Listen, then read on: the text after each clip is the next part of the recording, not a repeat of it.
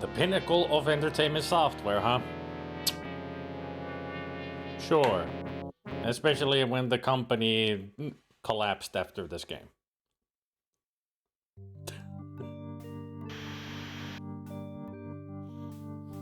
It looks as if we found the boy's tumor. This is extraordinary. It's not a tumor. It's a twin, but a twin. From the looks of this eye and these teeth, and still looking around, not completely absorbed.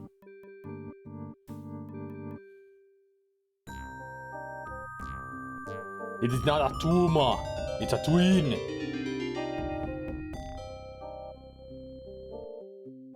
The dark half. Trademark. Based on a Stephen King thriller. I wonder if it's the book or the movie. The movie. There it is. Orion Pictures. Yeah, it's on the movie. Movie license game. Yay! So hello everybody to the dark half. Developed by Symptos.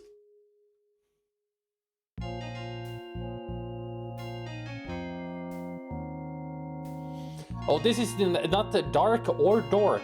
This is jank half.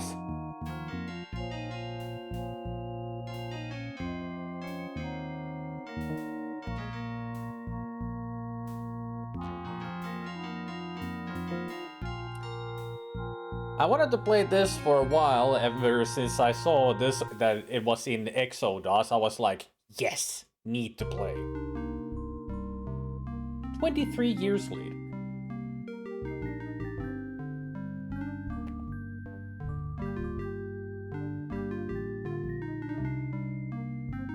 Yeah, 23 years later. You can move it away now, we know. Thank you.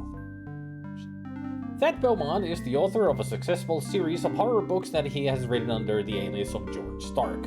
After a drifter named Fred Clausen threatens to reveal his alter ego, local author reveals secret identity. Now that's straight from the movie.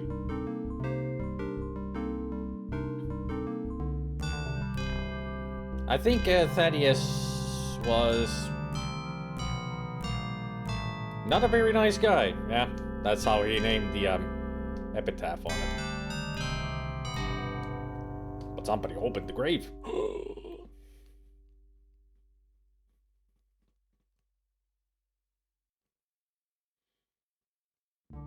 Yeah, his pen name was 6 years old. Oh, alright, we're in the game already.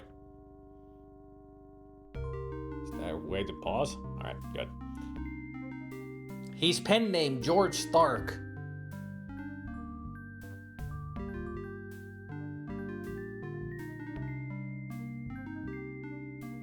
It was 91. But then that was his, that's what he decided to do because somebody was going to expose him. So he decided, well, I'll bury the name, and he did this stunt. That he just literally buried the name George Stark, making a grave and the tombstone and everything as a publicity stunt to get rid of the name. And now he's just Thaddeus Beaumont, and everybody knows that. I mean, this like in many other Stephen King stories, he takes a lot of from his real life. This was also as a reference to his alter ego, Richard Bachman, as Stephen King used that pen name for 4 books. And one of the more famous ones is, of course, The Running Man. A lot of people don't remember, but the movie Running Man with Arnold Schwarzenegger is actually based on a Stephen King novel called The Running Man, but he wrote that and his pen name, Richard Bachman. So this is like a self-reference from Stephen King, like, nah, that name is not working because everybody discovered him, like...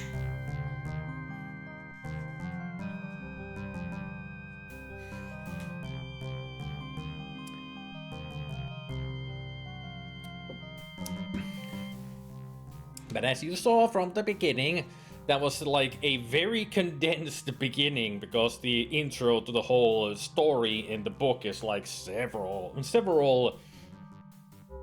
pages long.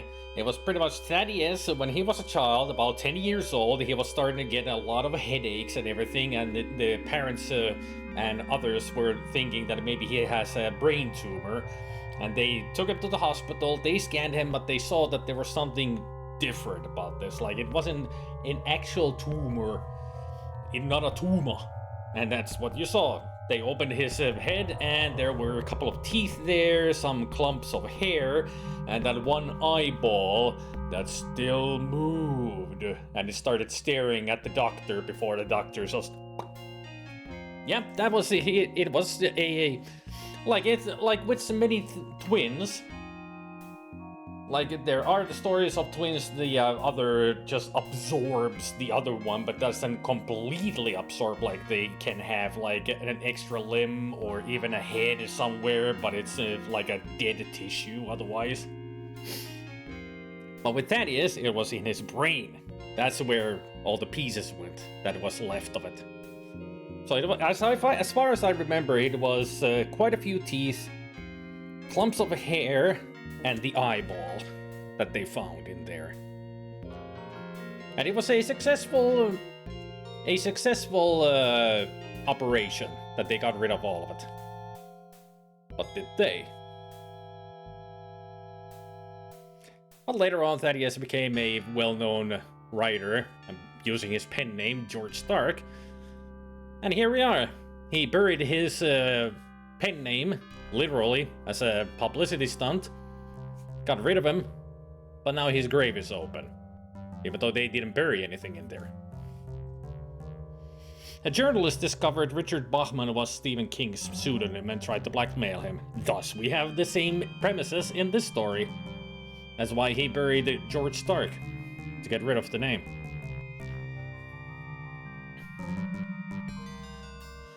Movie has only the name to do with the book, to be honest. Yeah, they took a lot of liberties in the movie compared to the book, but it does follow the story.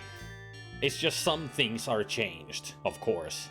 But it's quite straightforward an adaptation. Not the best one, of course, not a good adaptation, but it follows the story. But it misses the marks on what makes the book so good. All the mystical and magical stuff.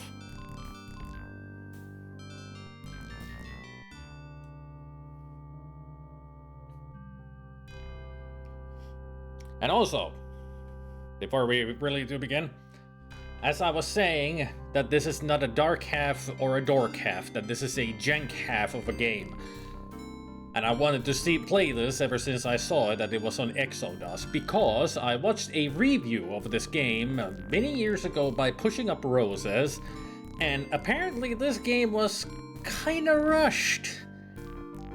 So... it's very janky. Although Running Man has nothing to do with the book. Only the names of characters and the premise. That's all. Yeah, the Running Man movie is completely different to the book. But I did hear that they're remaking Running Man and it's going to be more of a proper adaptation of the book.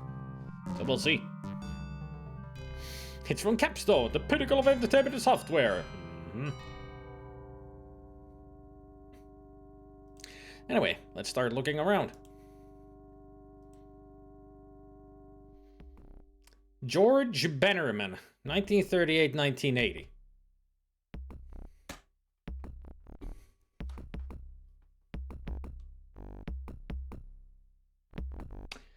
I was not expecting an actual immediate reference.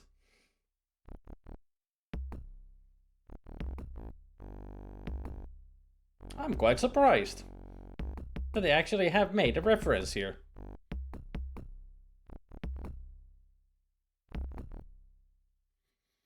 Hey Killian! Yes, Sub-Zero! Now, Plane Zero! I wonder if anybody else has read the Stephen King books as much as I have and recognized that name. George Bannerman.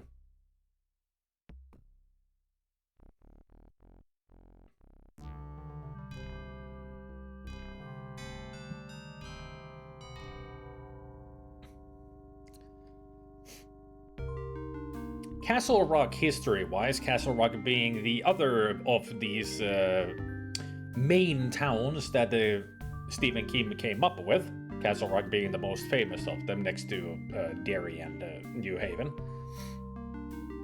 George Bannerman was the previous sheriff of Castle Rock before he got eaten by Cujo.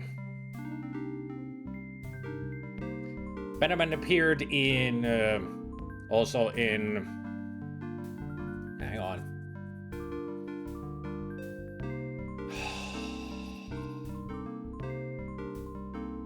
It's the one with the psychic John Smith. What the heck was the name of that book? Movie as well. Christopher Walken starred as John Smith. Something Zone. I haven't read the book in ages or seen the movie. Dead Zone, that's it, thank you. Yeah, George Bannerman was in that. And he was in Cujo, but Cujo ate him. Yes, Bannerman got killed by the rabbit dog. And then came Alan Pangborn, who's the sheriff in this story, and he's also in Needful Things. And something else. I mean, he appears also in Dead Zone, but he's just a deputy in it. I think it was Cronenberg, yeah. Do we have any other references? David M. Bowman, 1884-1961.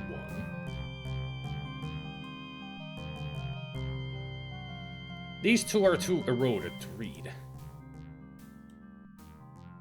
Here lies John, a family man.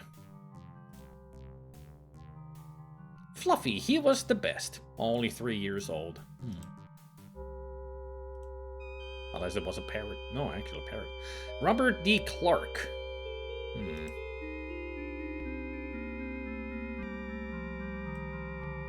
George Stark. This is where we buried George.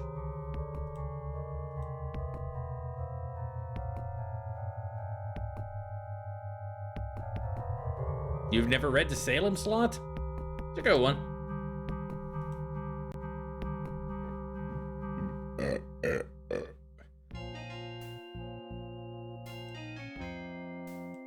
Look at tree. A little too small to climb. Why is that your first thought? Hey, a tree, I'll climb it. That's Digger, the cemetery caretaker. 2 movie adaptations, way too many sequels, and a TV series. I don't know why Salem Slot is so popular, but the story, it's alright. I mean, it's a good one, but not that much hype. Trust me, the sequels and the TV series are fucking awful. Only one good movie adaptation, and it's even that is like, eh. At least the movie is a good watch. It's a, proper adaptation. All the rest. It's like, we took the name because everybody knows Salem Slot. Whee!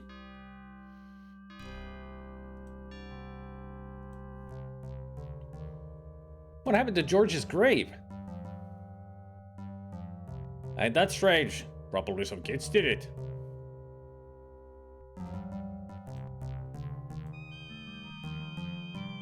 How about them Yankees? I'm a Red Sox fan myself. Hey, Chris. Can you unlock the tool shed for me? Want to do a little gardening? Sure, Mr. Beaumont. Just a second. There you go, Mr. Beaumont. Help yourself, but stay out of my lunch. Harp. Harp.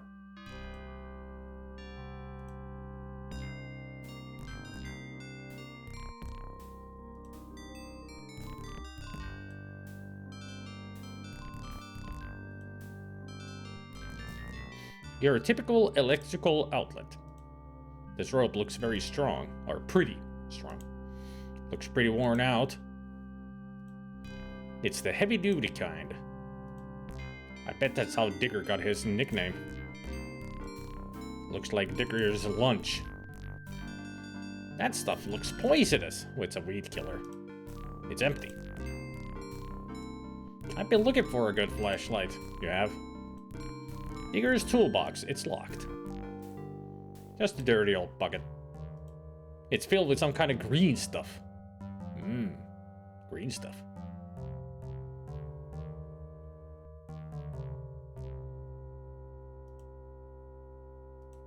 Okay.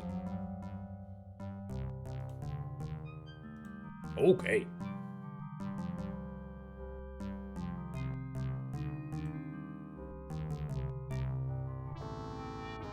Meanwhile... Ah, somebody got murdered.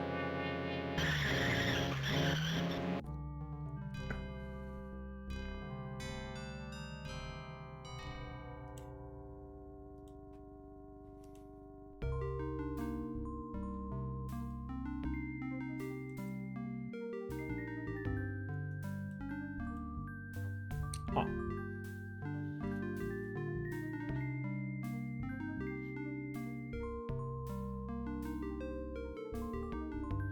If we want to talk about a Stephen King adaptation that is loosely based on the source material, Lawnmower Man.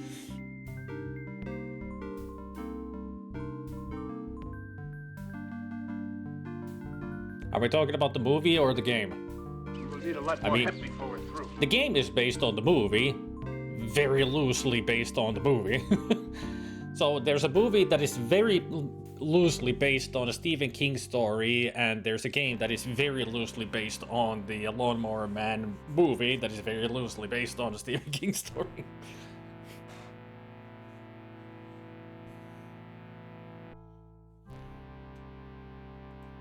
Hey, that's just grand. And hey, Spicky.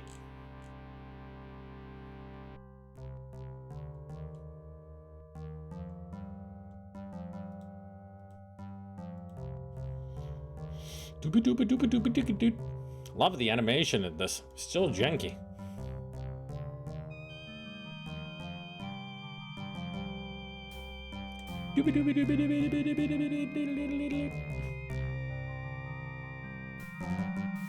Oh my god. Body. It's that reporter Homer Gamache's body. I found Homer's camera.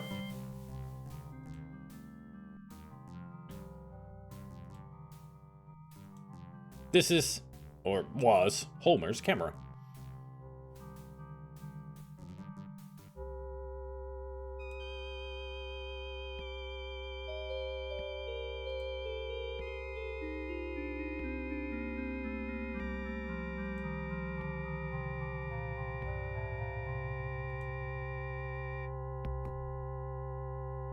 Welcome, everybody, to Castle Rock.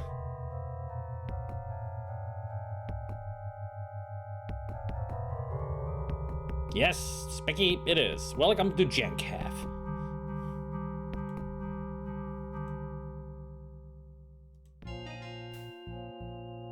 Hey, Forlorn. I didn't mind the movie, honestly, but the less said about the sequel, the better. I never seen the sequel and never will.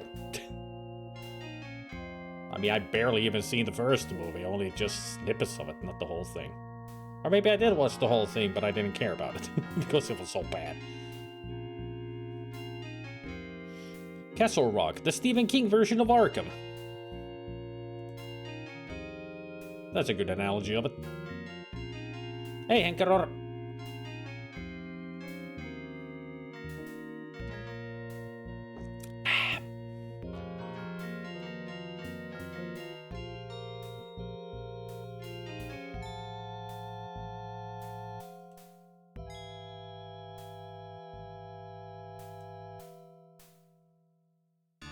The local auto dealership. Looks like the door is unlocked. Homer's artificial leg is back here.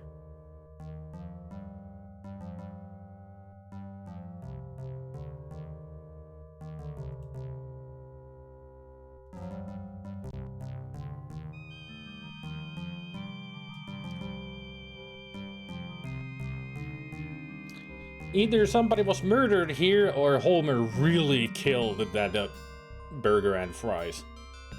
Or spilled wine everywhere. I mean, look at this shit. It's covered with blood. Okay. It's covered with blood.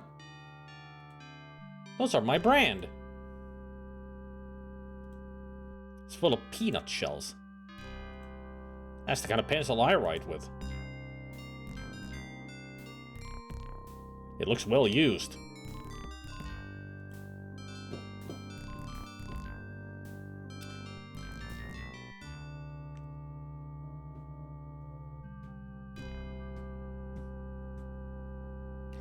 So, how can you tell an air freshener, especially the ones that are hanging from your mirror, that they're well used? How can you tell?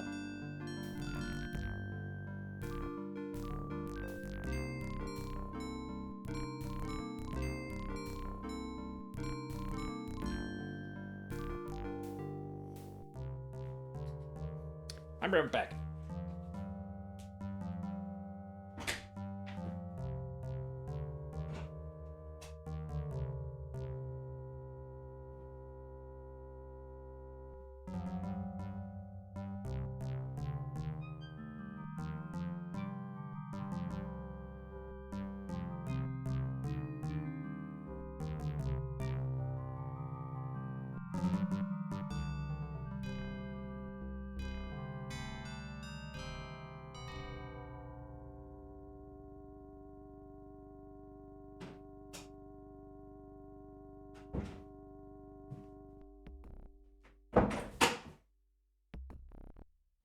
I've returned. Less stronger smell? Ah, that would actually. Smort. It has someone's bloody fingerprints on it. Okay. Okay. Whoops, I got some blood on my shirt.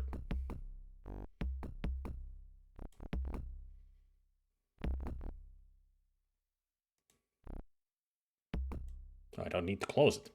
All right.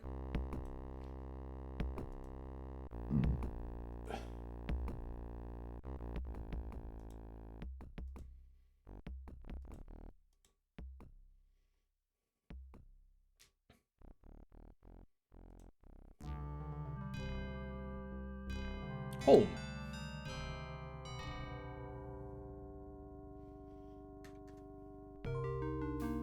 Did we walk all the way here? Because we don't have a car.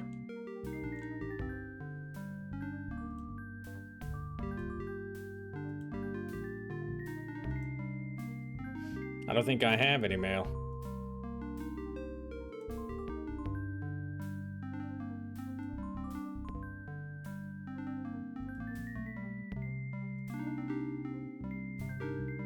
I mean, the good way to tell is to open it and look inside, and then you'll know if you have any. Leaving all your fingers on a crime scene. Brilliant! Leaving the fingers is some dedication. Yeah, leaving all your fingers on a crime scene. It's like...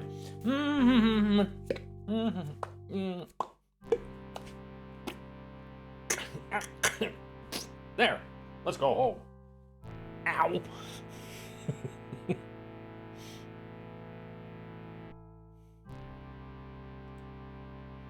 Liz and I planned it when we moved here. There's a dead branch here.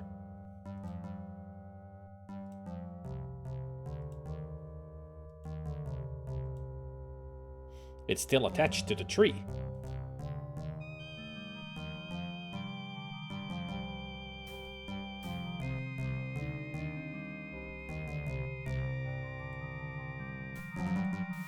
Got it.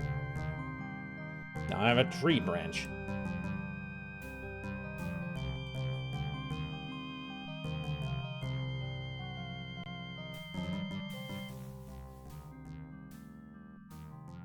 It's Liz's new mahogany china cabinet. It usually has fruit in it. Mean Machine by George Stark. Yeah, that was the final book that he wrote as George Stark. A set of landscapes painted by a friend. It's just a telephone. All the books I've written are here. Don't want to read any other books than your own? Self-centered. I just cleaned it last week. Good for you. Nothing moving in the backyard. Oh, that's always good.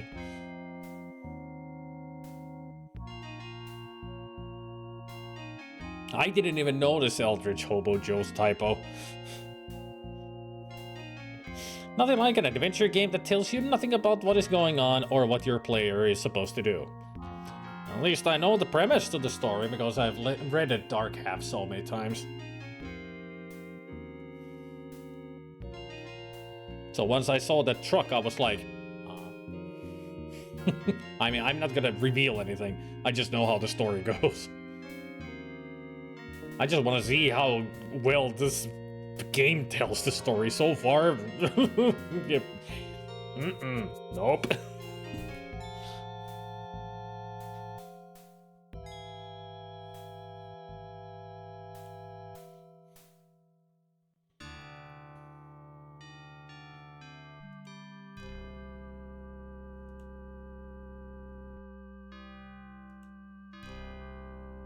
Liz picked that one out. Liz is asleep.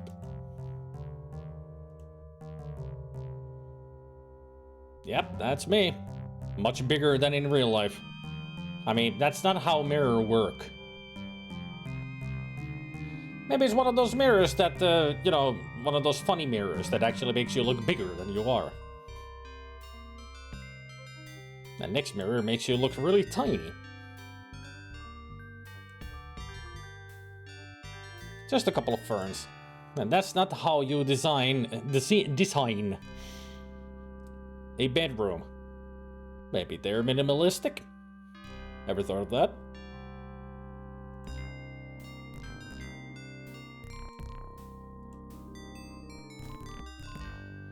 This tablet doesn't even have a vibration motor, so no feedback while you're typing. Ah. It's the only light in the room, and yet it lights the room this well? I didn't even notice. There aren't any ceiling lamps here. Well, I did say that they might be living minimalistic, but I wasn't expecting this minimalistic. Unless that's a 100-watt lamp in there. Which would explode being in such a small thing. Or at least it would burn everything.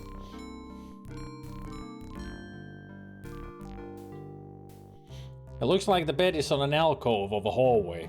And it kinda does because, well... Hey, they did their best with the art.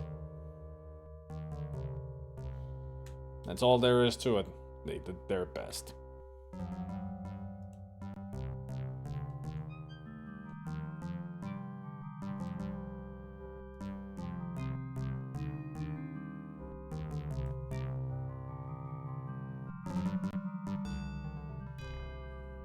Well, it certainly got dark.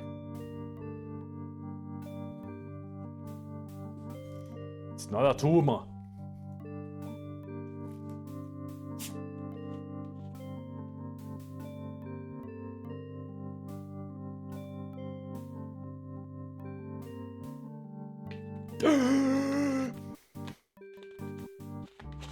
The next day, ...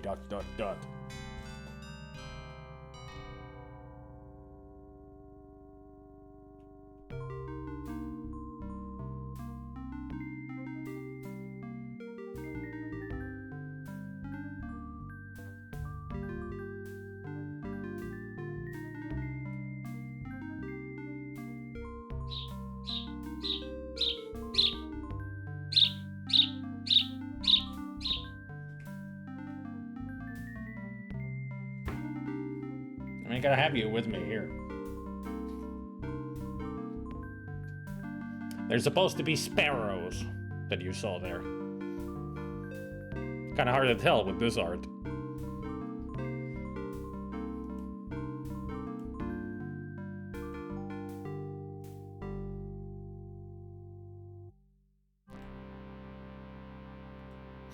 Mostly Liz's clothes in here.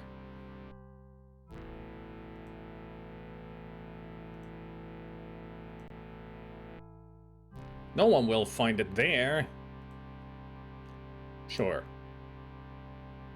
They won't look in the closet if somebody comes looking.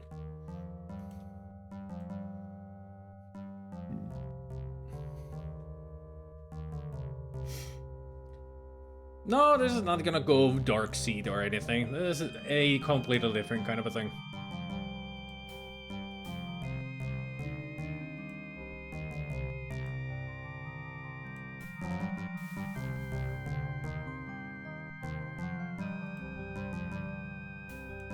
A clean, fresh shirt.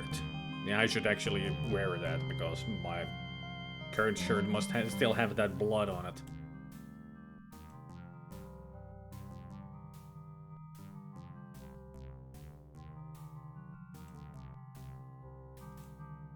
Ah, a clean shirt.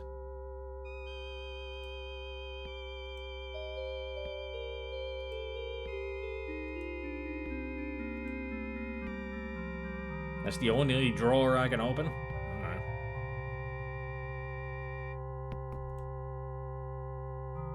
It's no time for sleeping. I was just looking at it. Like wondering what you would say about it. Not that, hey, I'm gonna go to sleep.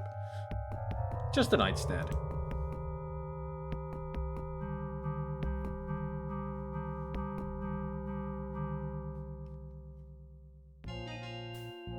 There, the sparrow is with me. We're going on an adventure.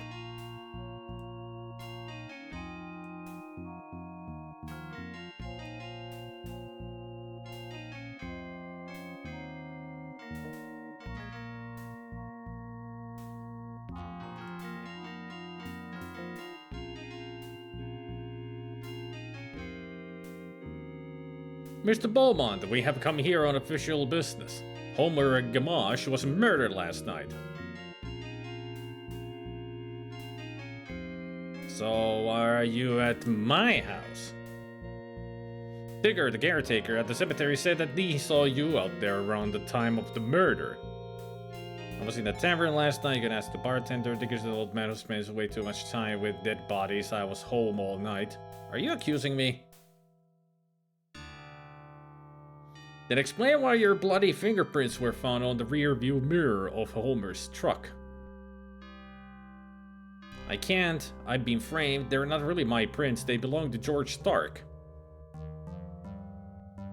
Jumping to conclusions there. I've been framed. Oh, really? By who? Fred Clausen, Digger Holt, George Stark. Fred Clausen was the guy who tried to reveal the identity of George Stark. Who is Fred Clausen? Well, he tried to blackmail me. That's why I went public about my suit and George Stark, so I wouldn't have to pay him to keep it a secret. Well, we'll look into it, Mr. Beaumont, but you're not off the hook yet. I remember in the movie, Pangborn was played by Michael Rooker. And in Needful Things, it's Ed...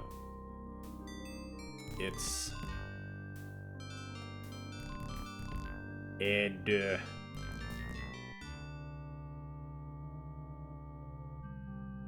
heck was his name? He's in the lead in Abyss and the bad guy in The Rock. Old guy.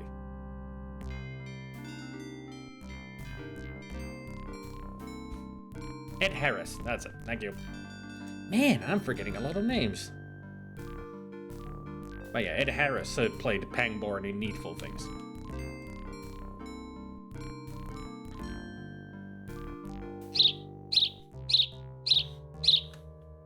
Chirpy, chirpy, cheep, cheep.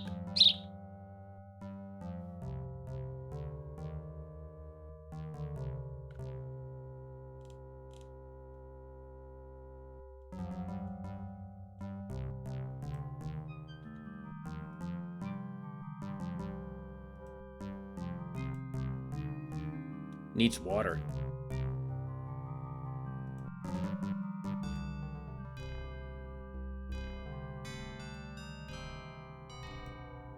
It's a tiny key.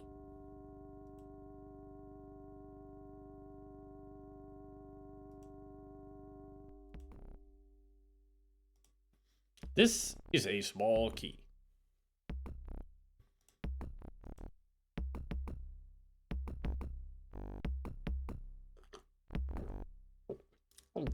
Ugh.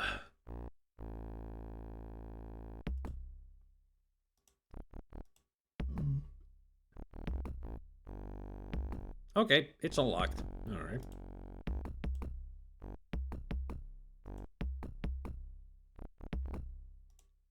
I keep it here just in case. Oh, we're gonna keep it here just in case.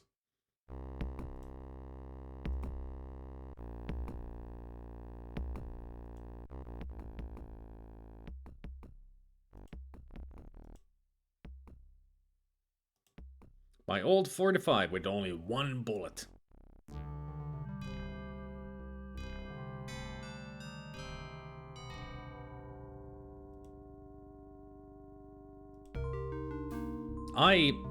George uses these when he writes. The batteries are good. The rope is at least 20 feet long. From the tree in my front yard. Cigarette butts. George's brand. You mean your brand? You were George.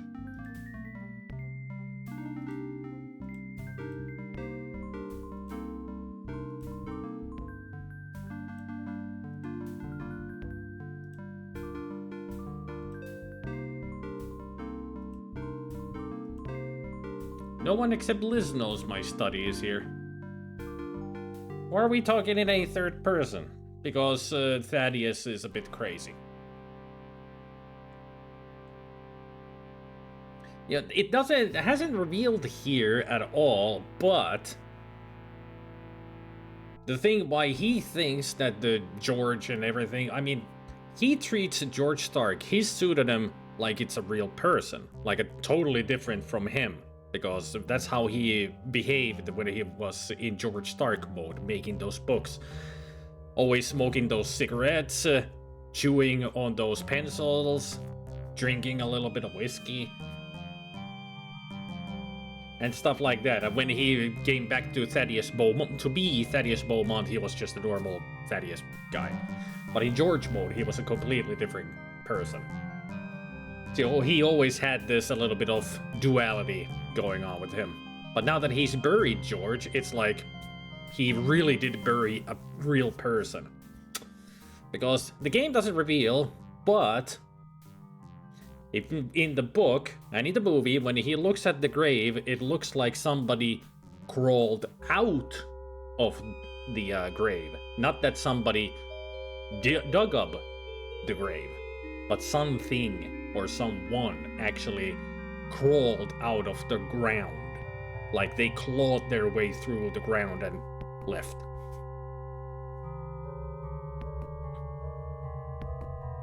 Not a bipolar disorder. Now it's like some magical creature from the ground is that is like a golem that looks like George Stark is wandering around and possibly has already killed somebody.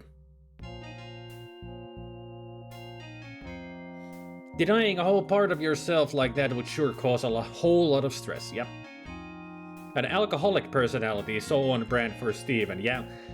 I love it when I've watched all the reviews of Stephen King movies from Nostalgia Critic, he's like, let's play the Stephen King game, like what the usual suspects you see in Stephen King stories. There's always the alcoholic, there's always the priest kind of a guy, and many other stereotypes you can always find in Stephen King stories.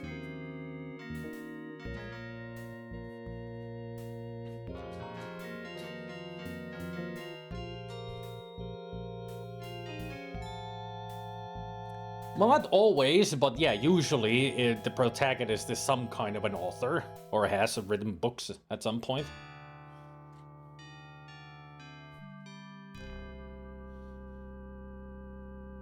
There's one that has not just alcoholism, but there can be a drug addict. Always around New England or Maine.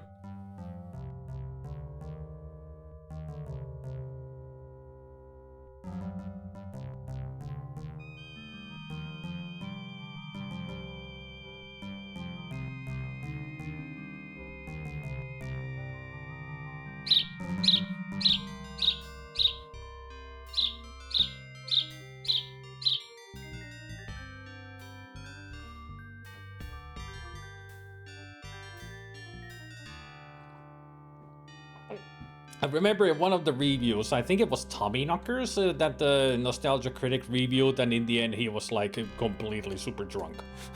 Because, yeah, that's how many stereotypes you see in that, at least. And the bullies are murderous scumbags. Oh, yeah. One of the most famous ones, Henry, from It. He's like the super crazy bully.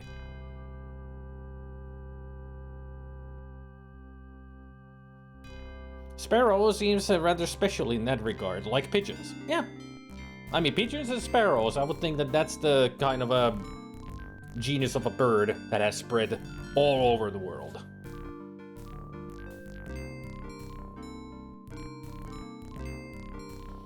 Stephen King must have had a pretty horrible childhood. I don't remember his childhood ever being really bad, but it was his early days as an author where he really got into drinking, smoking, and also drug using. Like when he made there's the famous story of him when he decided to make Maximum Overdrive. He was off his rockers on cocaine.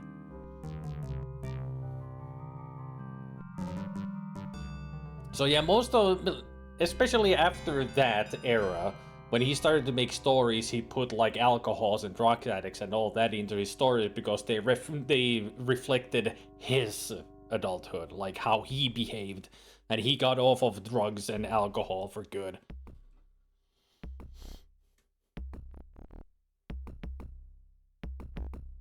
There are books he doesn't even remember writing. Yep. He was so on drugs and just completely high on cocaine and drunk that he didn't even remember what he wrote. And yet some of those books just sold really well.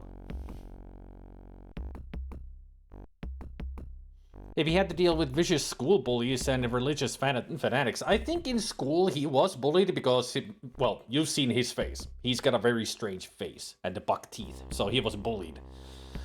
But I don't remember if he's one of his, I think his father may have been somewhat religious.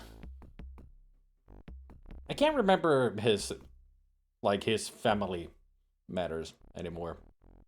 Although I've read about his history, but I don't remember.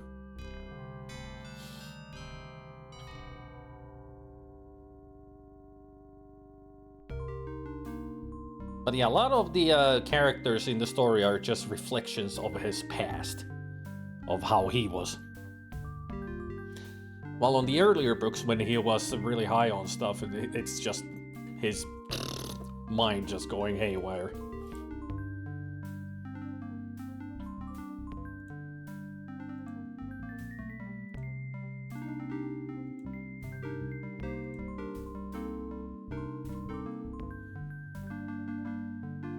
So this is the study, huh?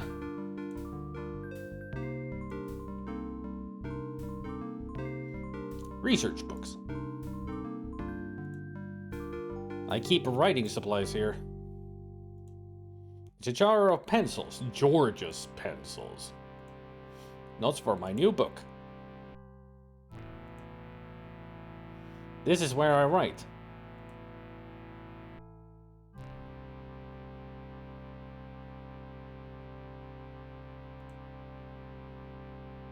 My lecture notes from the university.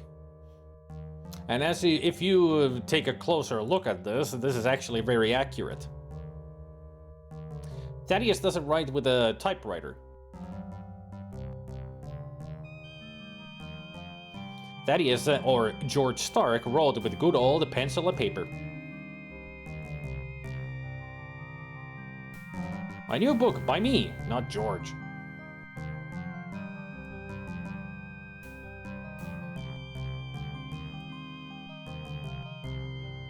I keep old notes and research here. Yeah, Thaddeus always... I remember from the book that Thaddeus trusted more of writing with his hand than a typewriter. It was all because he didn't really learn how to type with a typewriter. He was really slow at it, but when he had a pencil and a paper and an idea, he would just write a 1 page of text in a jiffy. Like he was a master at handwriting. That's why he wrote everything by hand. Just going crazy. And he would sit here for hours, go through tons of pencils, and a hell of a lot of cramps on his wrist. But he would endure it because he needed to write the book.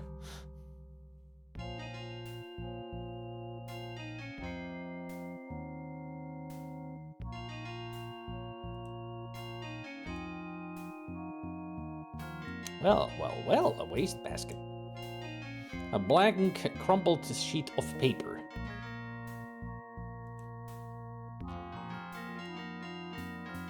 Okay.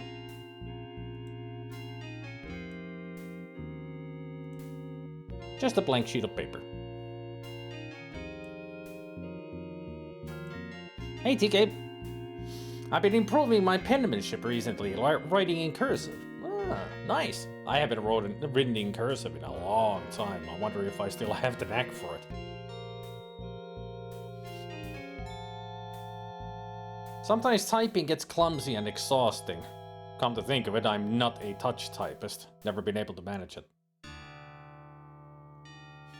I mean, I know how to write easy with a pen and paper, with the keyboard, but when it comes to typing with this, just using your thumbs.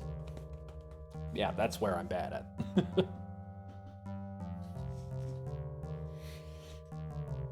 Oh, I'm sure it would come back easily, yeah. I mean, that's all you need to do, just start doing it. It'll all come back to you.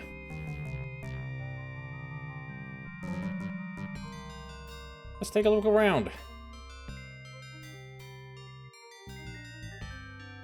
A local hardware store. Your ordinary, everyday telephone booth. I don't need a haircut. Best restaurant in town. I think it's the only restaurant in town. It's only open at night. My coworker Reggie works here.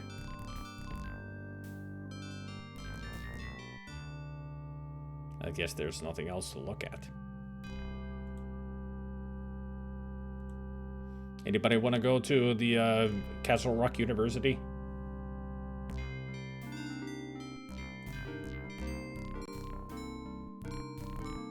Hi there, Mr. Beaumont. Sit there in the first seat. We're not very busy today.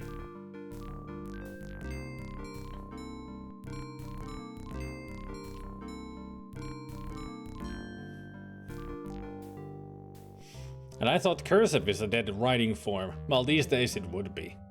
I wonder if they still... I mean, I think they still teach cursive, but I don't think anybody uses it anymore anywhere.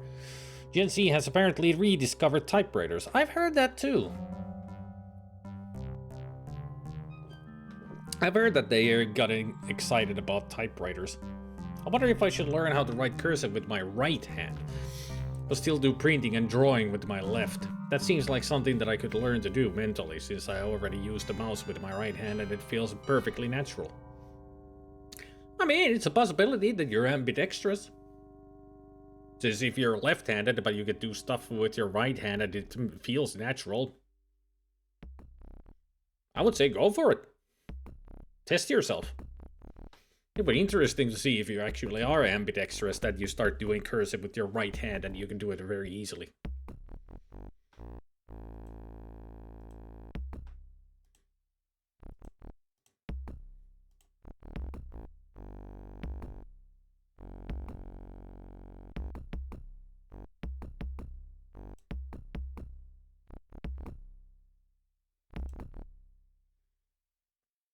A removable seat cushion. Can I open it? Can I pull it? There's some stuff under here.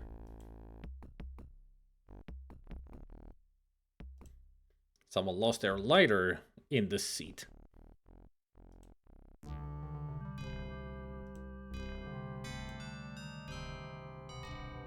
Look, someone lost some spare change.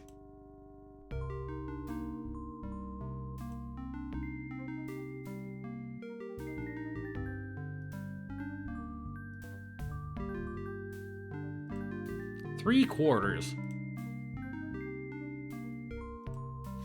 This has a GS engraved on it.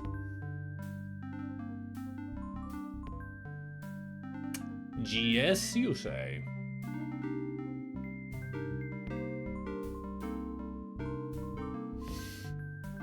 With how pervasive technology has gotten, perhaps we should revisit the analog tech, yeah? I was one of the late model electronic typewriter, the kind with the tiny OS on an LCD screen and multiple fonts or even a dot matrix. Those things are really neat. I wouldn't mind one.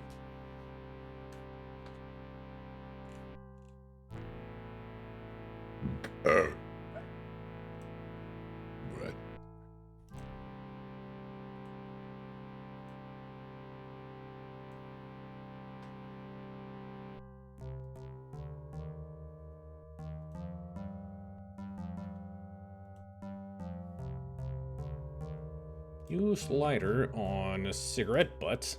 I only smoke when I'm writing at a table. Use the seat cushion.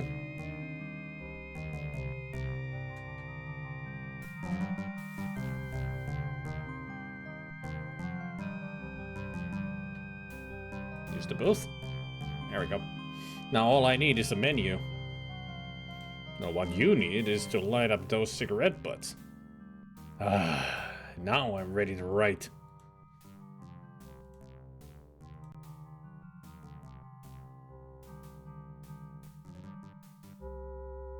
Whoa. His eyes rolled backwards. The sparrows are flying again.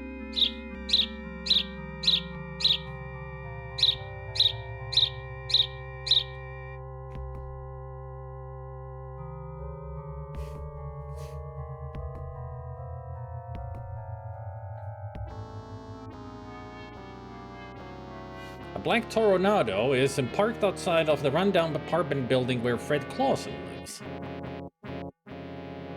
I think it's what the. What the. What the fuck? I promise I'll never do drugs again, Dad.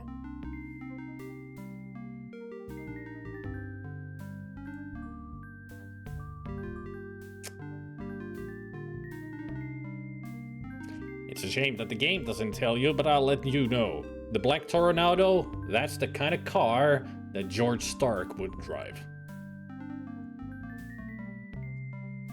I mean, Thaddeus really built George Stark into a completely different alter ego. Smokes a lot of cigarettes. Writes by hand. On the same one certain type of a pencil.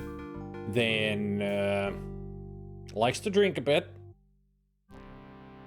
and drives a black Toronado. Can't remember what else there was.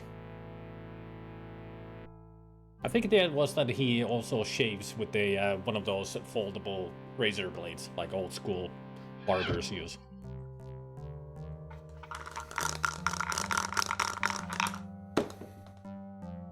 It's always random, Specky, the voice mod. I rolled a d20 for it.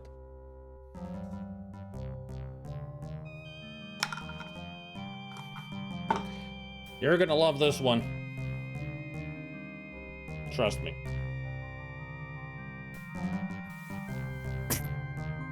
Welcome to the Old Lady Spider-Man stream. Today we are playing The Dark Path, based on a Stephen King novel. I'll take this and we'll see you later. Ta-ta for now.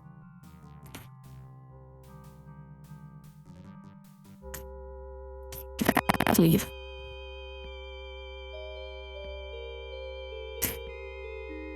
So, we had ads playing, so I'm gonna post a game and you can usually just talk to you little darling. It's the best voice mod.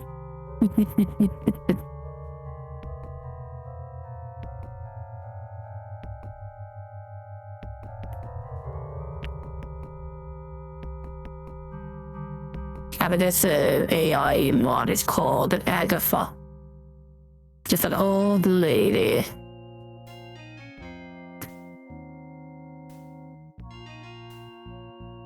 I hope Chris will feel better soon.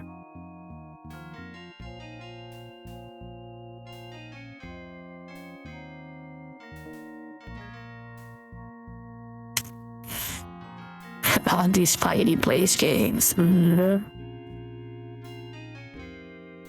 I so far, pretty much if somebody played this game and has never seen the movie or ever read the book, they would be so fucking confused about what the hell's happening in the story. Like, this is only like 10% of the story so far, and we're already like in chapter 2 of the book. Or even chapter 3. Like, this is just this part, let's put those together. There we have a game. It's like, that's not how you adapt a freaking story. That's barely even the story. Like, they're leaving out so many things about this. Sounds like the very end of the Lady Voice in Gabriel Knight. But then I would have to talk in a Jamaican accent and really need to talk really slowly. But then again, I don't think the accent comes through with the AI.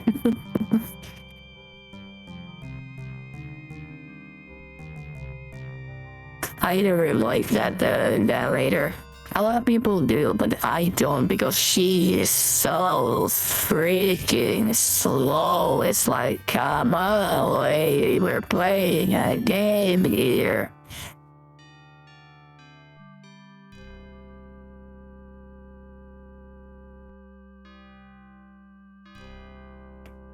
Baby, I know that you said finna lära. It's like, speed it up a little bit.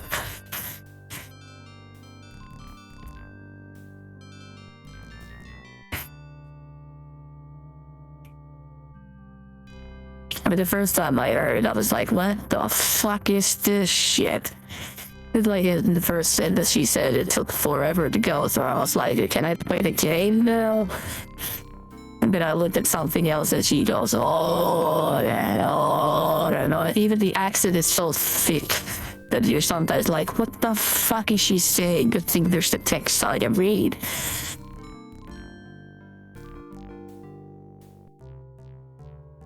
I mean, they really screwed it up with having somebody. I mean, it's supposed to be because it's about food, so somebody with a Jamaican accent or a New Orleans accent.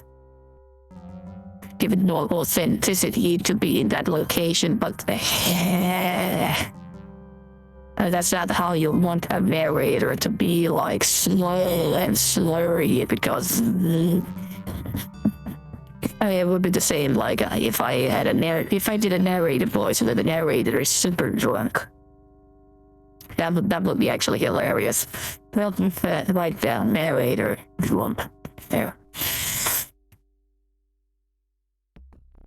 Next time I play a Spacebush game, every time the narrator is drunk, reading all the text like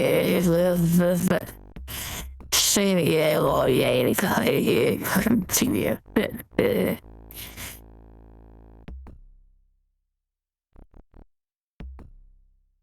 I'm very offended this AI is actually correcting my drunken slur.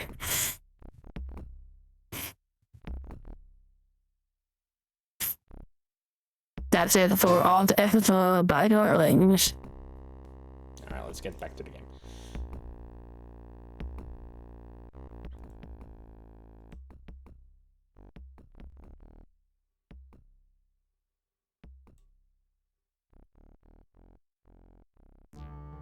Well, there's the Razor. Razor Ramon. Hello, Mr. Beaumont. Did you hear about old Homer?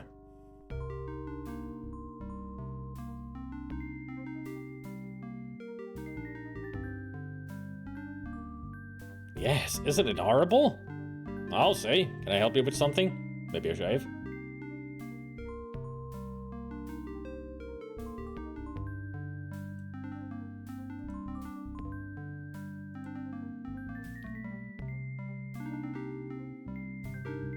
Could you tell me where Fred Clausen lives?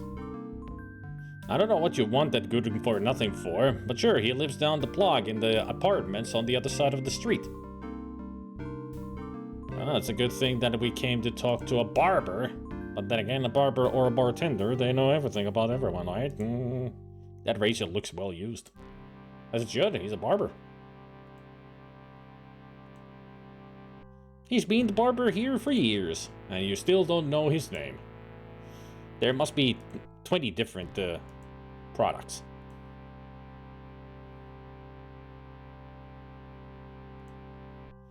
Looks like he's been here too long. Can we talk to the customer? I don't think he wants to talk. I think he wants you to get the fuck out so he can get his haircut. Business is a little slow, I guess. But I mean, he's got a customer right there. Besides, it's Castle Rock. Only like a couple of thousand people in this little town. The heavy-duty industrial kind.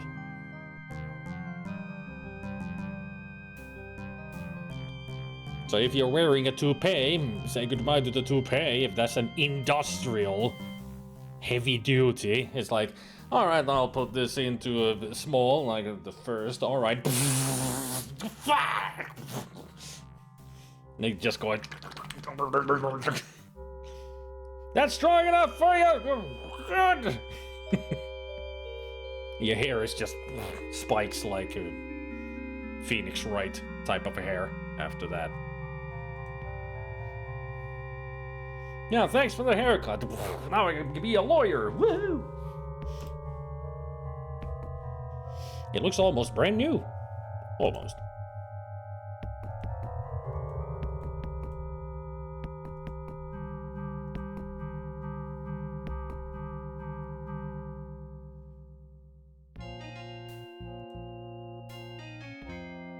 Well, there's Fred's apartment right there, like he said.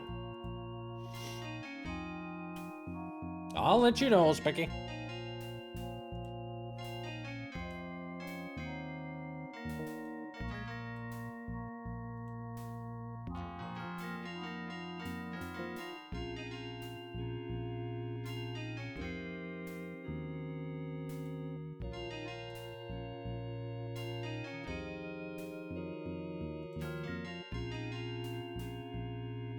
Looks like he's trying to open something.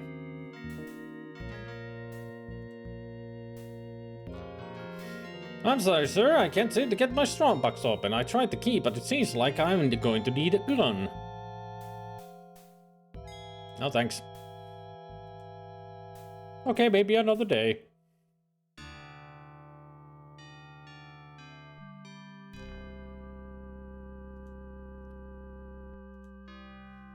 Never mind me, just look around. We're having a sale on crowbars this week. No thanks.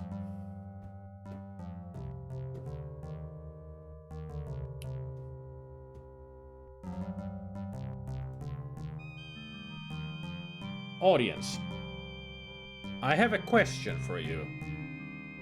It's a very simple question. What do you see wrong about this picture?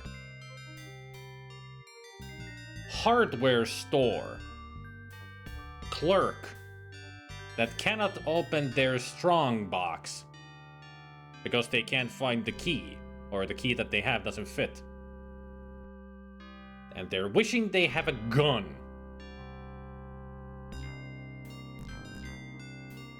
What wrong do you see in this picture?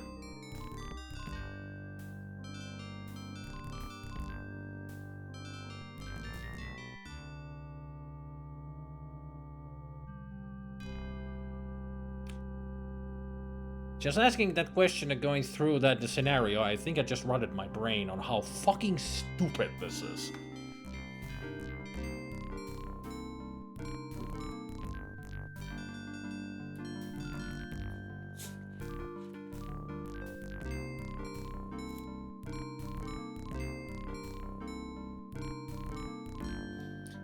Anybody else figure it out why this doesn't make any fucking sense?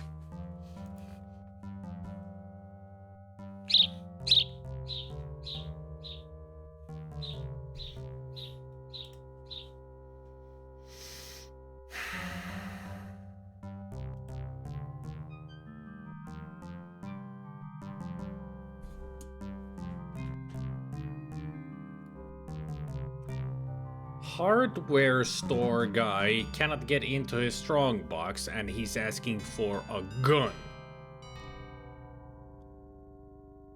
Hardware store. I wonder if there's any other way he could open the strongbox instead of shooting the lock on it. I wonder if there's any tools around the hardware store. I'm not even going back in there. This is so stupid. I'm not gonna solve that puzzle. Because that's just fucking dumb. Can you open this strongbox? My key doesn't work. I wish I had a gun to shoot myself in the head. Hey, look at strongbox. I'll use this crowbar. Too bad you didn't use it. Idiot.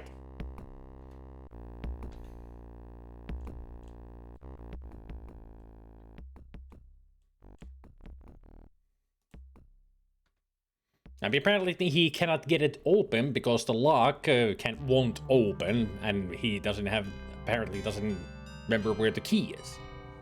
Or the key doesn't work. So he's wondering if he could get a gun to shoot the lock. Like in an old western. I mean, I'm sure we're gonna go in there later. I'm just following the walkthrough. I just wanted to check this place out, if there's anything interesting. But we did find something interesting. The dumbest fucking puzzle in the fucking game.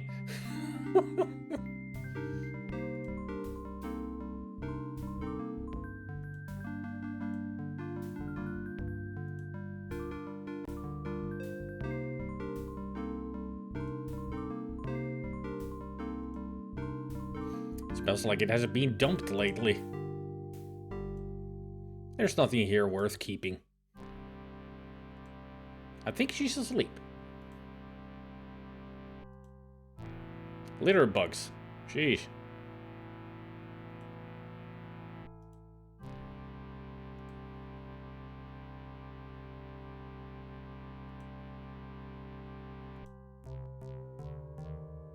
It's an old black tornado.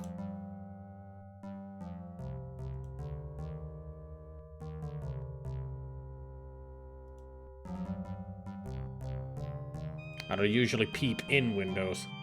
Yeah, you peep out the windows, right? Says that Fred lives on the second floor.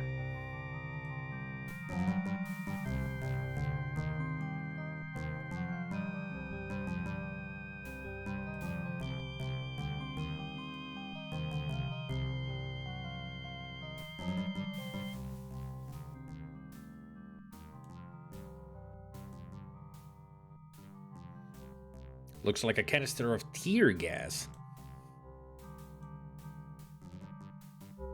Okay. Just a random canister of tear gas on the floor.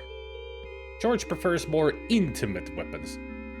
Why are you thinking about George about tear gas? Thaddeus, you've really lost your mind, haven't you? You're not even thinking like a normal human being anymore. I mean, they really made him like he's just obsessed about the George, but the game hasn't even revealed it in any ways that that's what he's thinking. It's like, yeah, George this, George that, because George, it's, hey, George. It's like, the narrative in this game is absolute garbage. It's just so horribly done. Like, it really is that if I was playing this game and I've never seen the movie or read the book, I have no fucking idea what this is.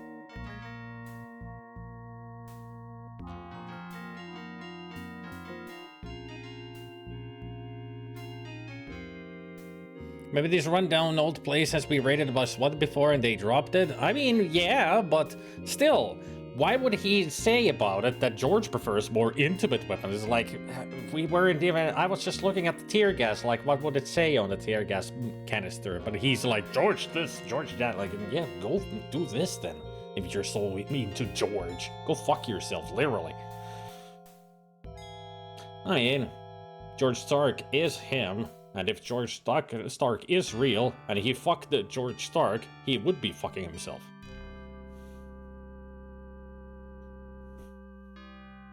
I wonder if they actually will show the more intimate weapon.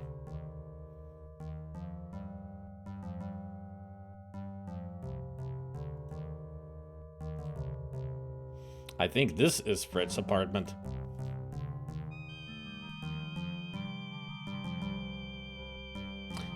Well, I think I found Fred. It's Fred. He's been shot to death.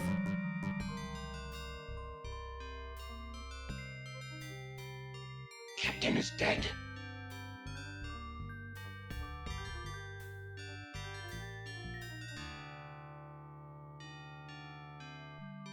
More of this.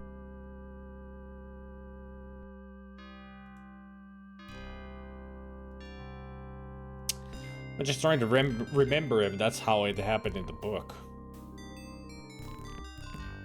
But I don't think it did. At least, yeah, he did, yo. Just a dirty old pillow. Well, let's take it with us. Because why not?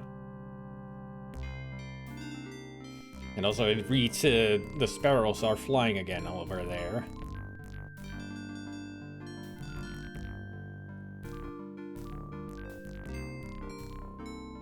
He's just pining for the fjords. The sparrows are flying again. Looks like a storage closet. Also, I just realized the game doesn't even explain the fucking sparrows. Like, what's the thing with the sparrows? I mean, it kinda showed in the intro when... I mean, one of the things that happened when they were doing when they did the operation on Thaddeus and took out the twin, a whole bunch, like a huge flock of sparrows slammed into the wall of the hospital. They just flew into it, like dozens of dying from it. And that's why the sparrows are flying again is being written around here and there, because that's what Thaddeus always believed, that the sparrows are flying when George Stark is around. Why explain anything in a licensed game? Yeah, exactly. Let's just make as basic a fucking story as possible that nobody will fucking understand who's never seen the movie or read the book.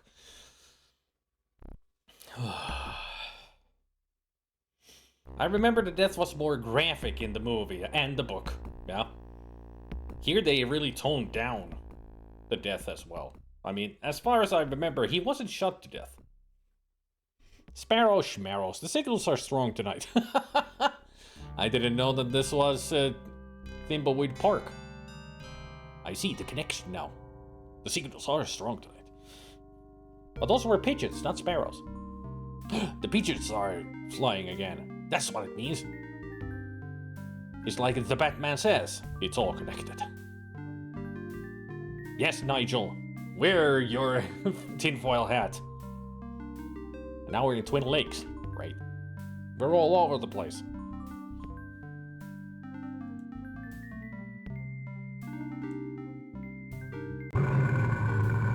Why was the dog... Uh-oh. Why was the dog kept in there? That'll put them out for a while. You just... Ah! Animal cruelty. Ugh.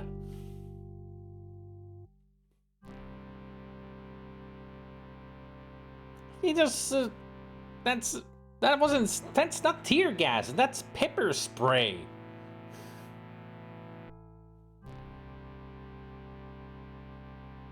And also pepper spray or tear gas doesn't just knock it out. Yeah, it's chloroform, yeah. That's what it is, in the chloroform. The guys who made this game doesn't even understand what a tear gas, pepper spray or chloroform is. Like, what's the difference between? Might as well be some kind of fucking mustard bomb by now. Concentrated mustard bomb here. You're dead, fucker. It's like, still animal cruelty. What the fuck is this shit? He's unconscious. Okay. I mean, if it's tear gas, it's supposed to be a gas grenade. But this was... So that's pepper spray. But here, apparently it's chloroform.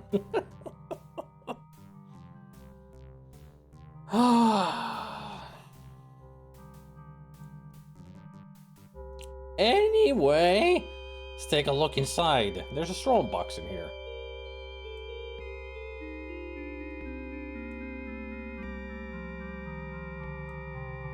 It's too heavy for me.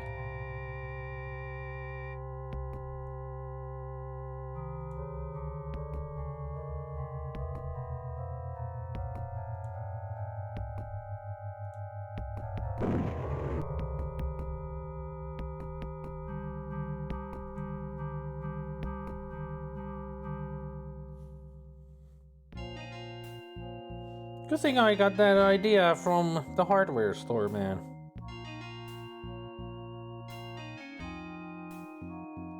Yeah, with the pillow, because we needed to silence the pistol. We don't want the tension be drawn to us.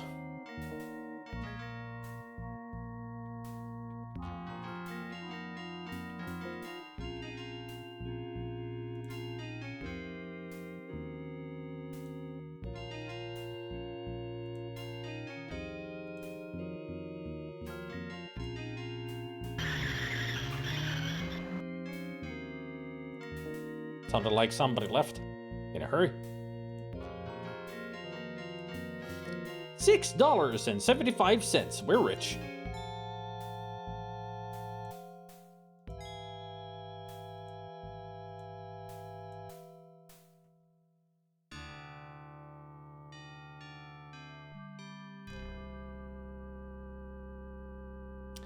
Do you think that this kind of a thing happens in the movie or the book, where Thaddeus has a pistol with one bullet in it and he uses it to shoot through a pillow to open a strong box to get money?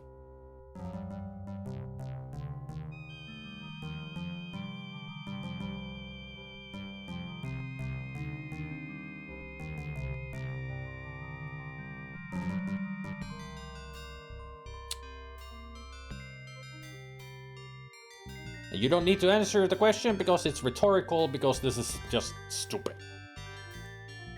You're a famous writer. Why do you need to steal $6 from a dead man?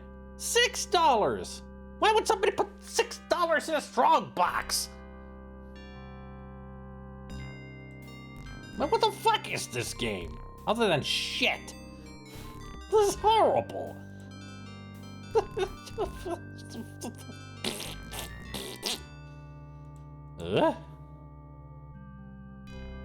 The tornado's gone. I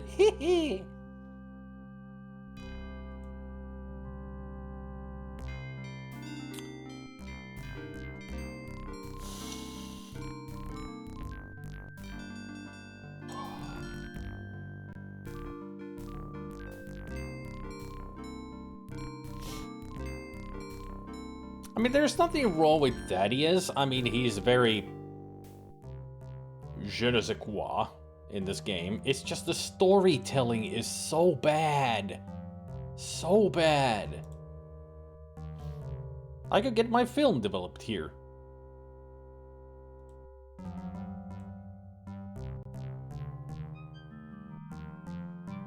I mean, it's like Pushing Up Roses said, that this is a very janky game in so many ways, and I can see one of the ways. The storytelling is horrible. But also there are some moments which are gonna be really difficult, as far as I've heard. Did the game come with a booklet? That I don't know. It did have a hint book. And of course a manual that explained some things. A beach scene. Wish I were there. There has to be a better licensed adventure games out there. Not many. Maybe one or two. I mean, mostly movie licensed adventure games especially are really bad. And also, doesn't that look like Evolution? The background here. You know, the game where you put down like bacteria and they start growing and moving.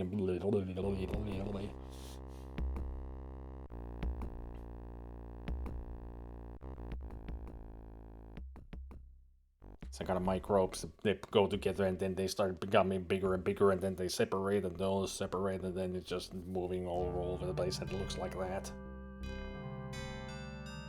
I used to play a game like that. It was just watching pixels making patterns. It was quite relaxing. I mean, it's barely a game, it's just a simulation. Yeah, it's a pretty much Conway's game of life.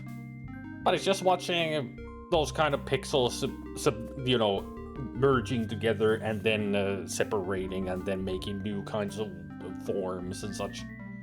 But it was just that, just pixels moving here and there, and then there were different colored ones because it was evolution, so they evolved into different kinds, and they would eat the other and then separate. It was quite funky, just funky stuff to look at.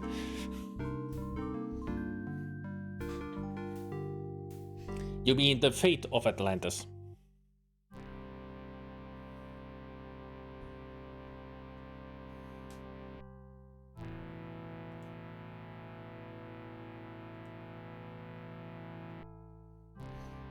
I don't remember if the game is called Evolution. Your typical display photographs.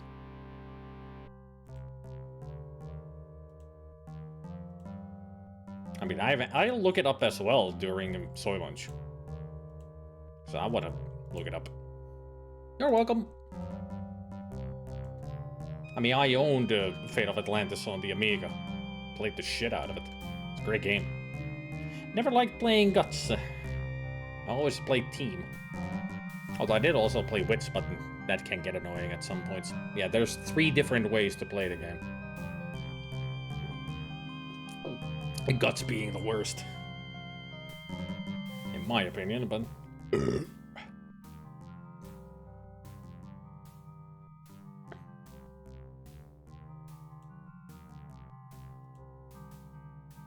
Looks like a high school kid. It's their satisfaction guarantee. Not guarantee. Is that how you spell guarantee? I think it's a G-U-A, not G-A-U. So that's guarantee.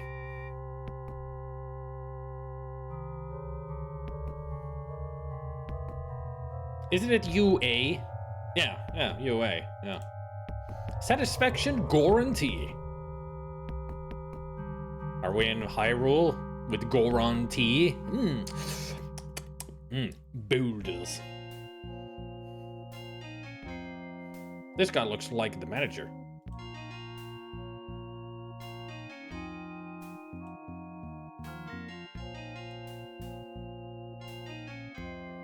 Gauntlet. Hello, sir. How may I help you? I'd like to leave some film to be developed. Alright, just give it to him, and he'll see that it gets done.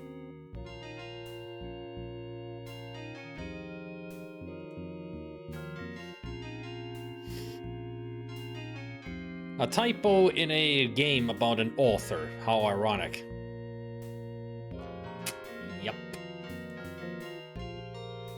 Do you have any film to be developed? If not, then leave me alone. Can't you see that I'm busy? Yeah, busy reading.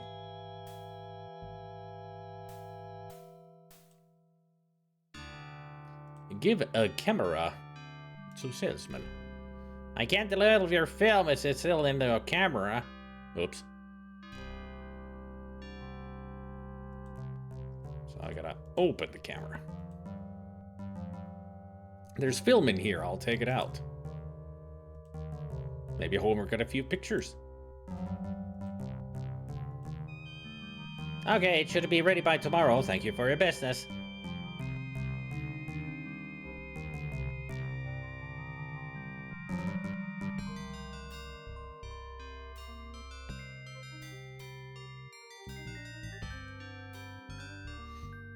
Hello, sir. How can I help you? I'd like to buy some film. Okay, that'll be $6. So now I know why I stole $6 from a dead man. Apparently I cannot afford it myself, so I gotta steal it from somewhere. Don't you just love it when video, adventure games don't have any logic in it? We're a well-known author. Just use the fucking ATM, get $6. Why do we have to go into some fucking Boo Logic piece of shit of a that fucking...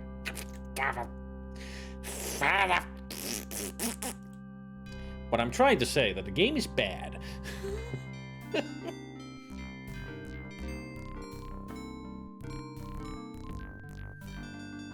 You didn't even ask what kind of film we need. I mean, these all don't go just into one same camera.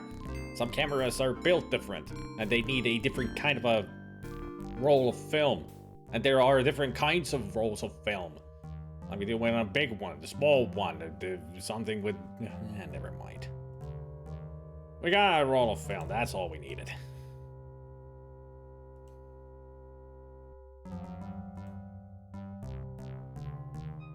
Let's just put this new film in. Now I'll be able to take a picture. Hooray! Let's search for boobies. Bruh.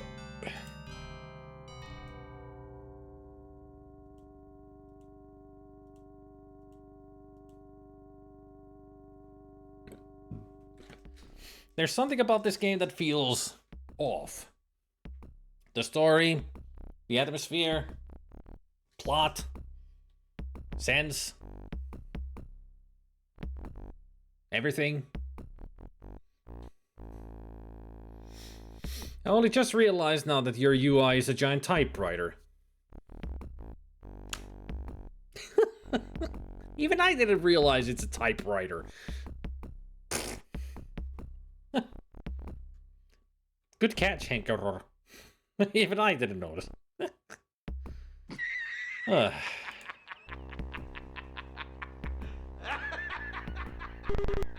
That's my beeper. Looks like Liz wants me to call her. I'll have to find a phone. Can't we just go home to use phone?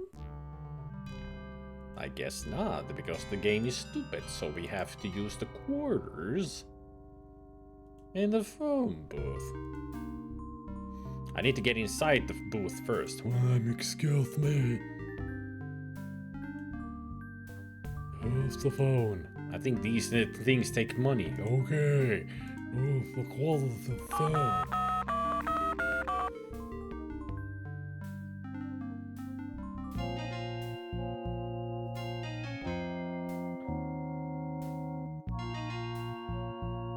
Hello, Thad. Hi, honey. What's up? Thad, the police are here. They're asking all kinds of questions, searching all over the apartment. For what? I don't know. That they want to talk to you. You've got to come home right away. Okay, I'll be there soon. Apparently, if I didn't make the call here and I went home to call for her, she's there, but the cops aren't. So I needed to trigger the cops by calling home.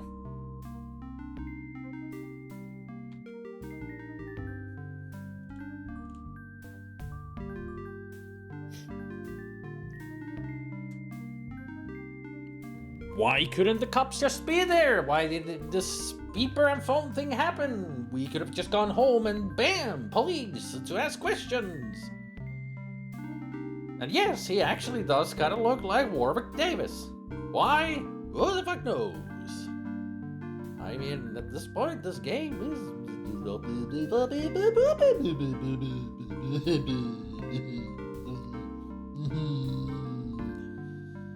I think the game is making me crazy. Focus. Focus. Bad game. Bad game. Focus. Bad game.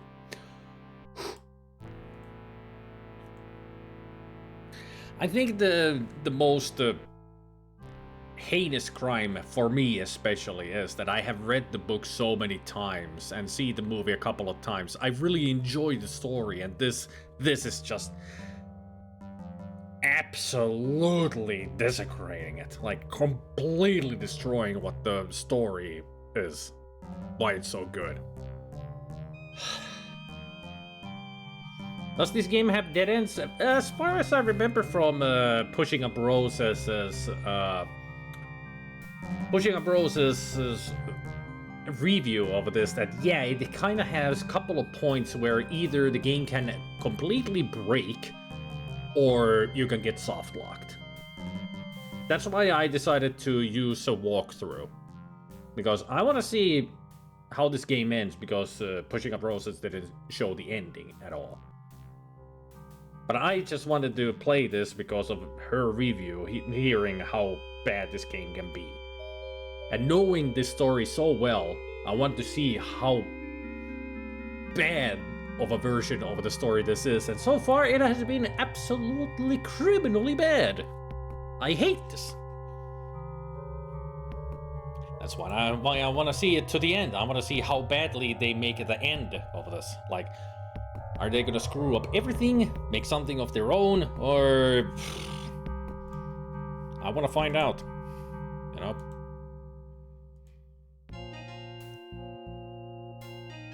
Hey, Swede! Bad games were still in crap Timberland? No, it's a horror game based on a book that I really enjoy, but this is actually based on the movie adaptation of the book. And so far, yeah, this has been really... I've been calling this game jank. Yeah, in jank half, not the dark half. It's a jank half, but hasn't really been that janky. It's just been awful. Oh yeah, it is scary how bad this is. It's just... the dank half. That's actually better. Yes. Welcome to Stephen King's... I'm sorry. To Stefan Kong's dank half. I mean, I can't even call this a Stephen King adaptation. It's the Stefan Kong. Or Richard Bachman.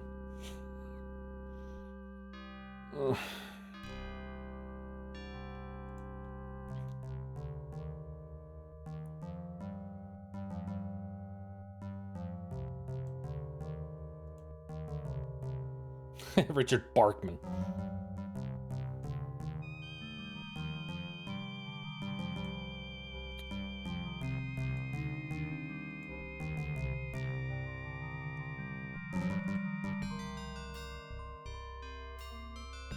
I mean, that's a good way to hide your pistol. Just put it in the mailbox. Let the postman find it in the morning. Let's put the mail here. Hey, what the fuck? Hey, cops, there's a pistol in this guy's mailbox and I didn't put it in there.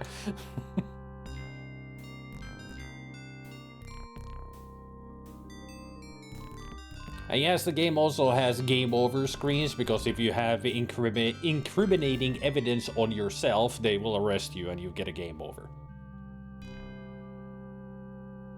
It's one of those adventure games.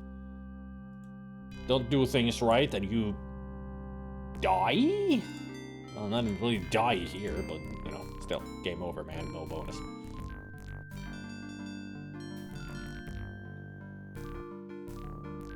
Hey, Liz. Cops? Hello again, Mr. Bowman. Your friend Fred Clausen has been murdered, and I didn't get to read all that because... Oh, what a shame! How did it happen? Do you think I didn't? So why are you here again? Well, your fingerprints were found at the scene of the crime. Again! Is this some kind of joke? I don't care what you say, I'm not guilty on anything. Well, if all the evidence points to me, then why don't you arrest me? I mean, yeah. We will when we gather the information we need to make the charges stick. You don't get it. The killer is still out there. He wants you to think I'm doing it. My family's in danger, so I just wait around until you guys come to haul me off to jail. With my fingerprints, what other information do you need? At the scene of the crime, the words "the sparrows are flying again" were written on the wall. Our investigations lead us to believe it is written by a left-handed person. Your wife tells us you're right-handed, but we'll need proof.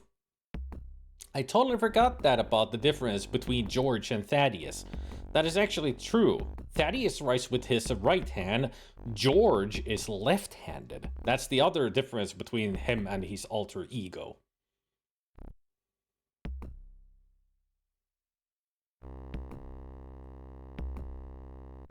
If this game was the adaptation of the book rather than the movie, would it have turned out better? No, I would imagine it would be even worse.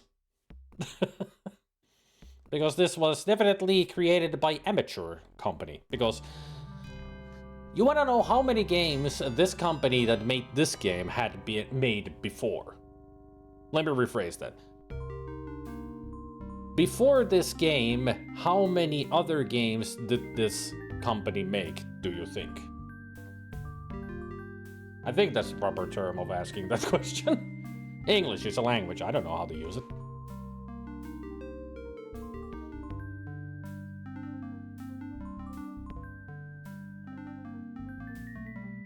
Before this one, how many games do you think the company that made this game made?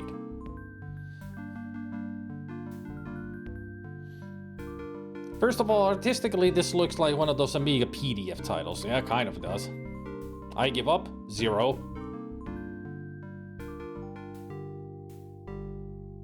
They made this many games. Just 1 games. My next question. Do you think it was an adventure game?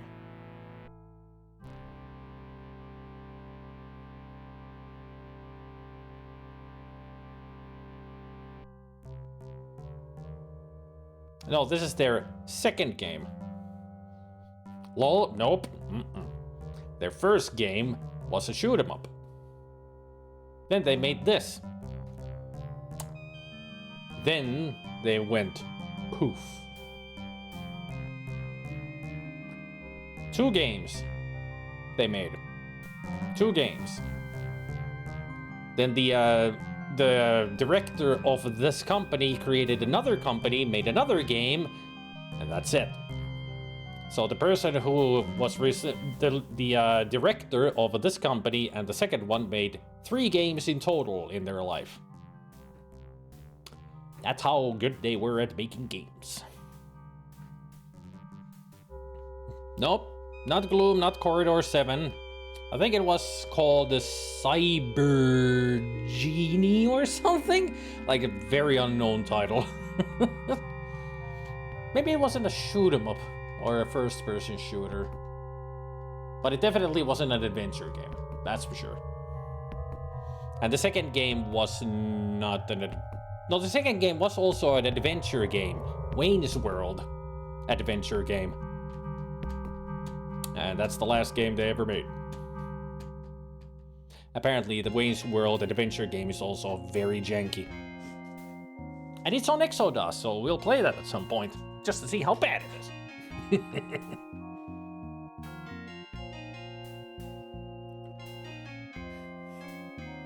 I can autograph one of my books for you. I don't have anything I've written handy.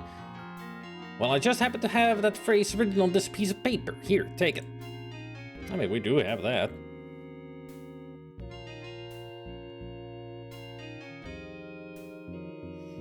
Oh, you remember Wayne's World adventure game? That's made by the same people who made, at least one same person who made this.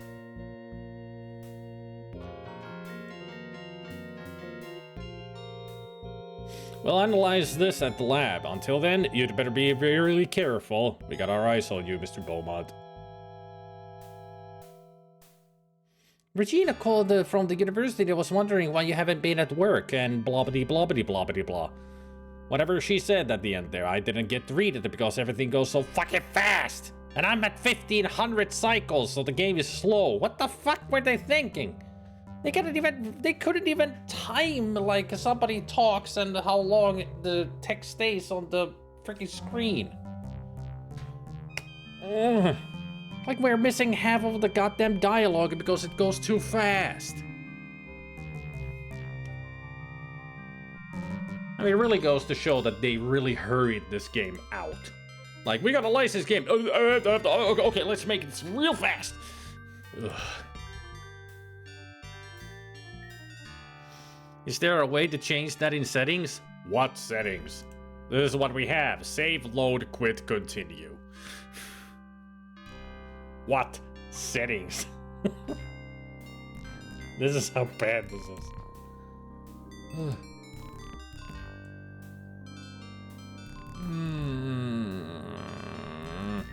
It's almost like I need to take a freaking screenshot every time somebody talks. That quit game button looks tempting. Why do you say that?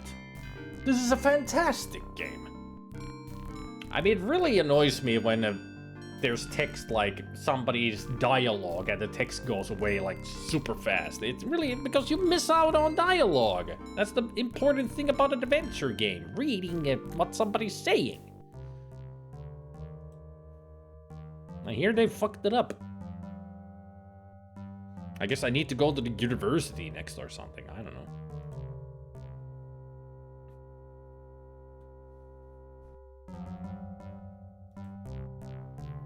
Or I need to go into a trance again.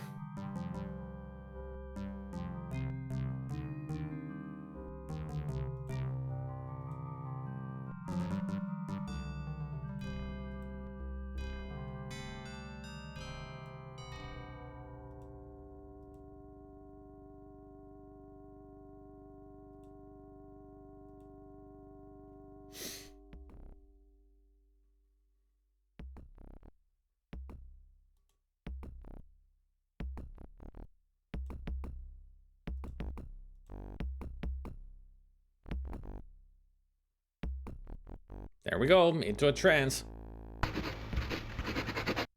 Great sound effect. Mr. Ensville, Cat Sparrow's Murr Ensville. Phone Murr, Razor Cats Terminate Murr. MIR?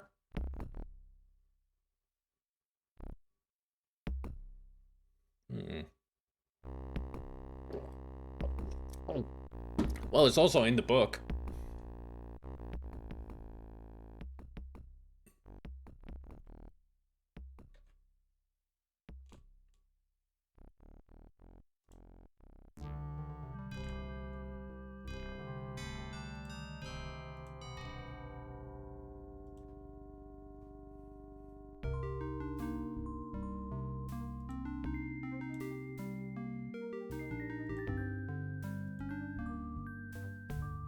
No one will find my secret study now. Squeezy, squeezy, squeezy.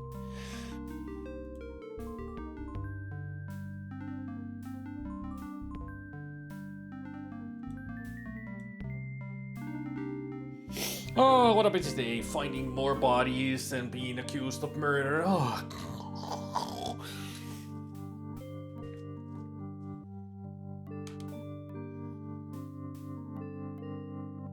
Sparrows are flying again.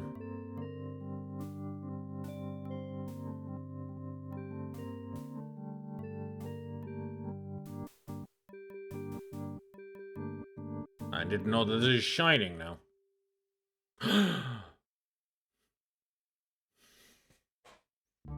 The next day.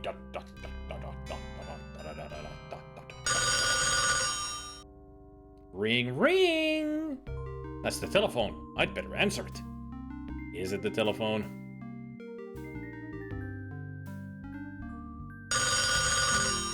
That is one. Yeah, I get it. Ring, ring. I get it. Let me use it. I wonder who it could be.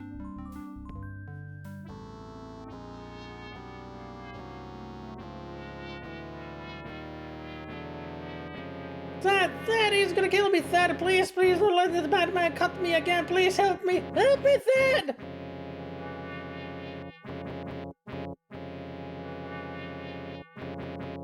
Miriam, calm down. Who's there?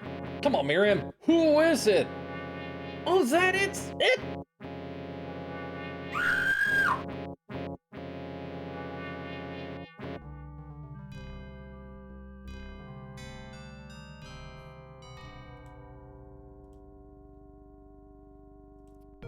Isn't it nice that it has already established who Miriam is, and we all know who she is, and how much we need to care for about her character?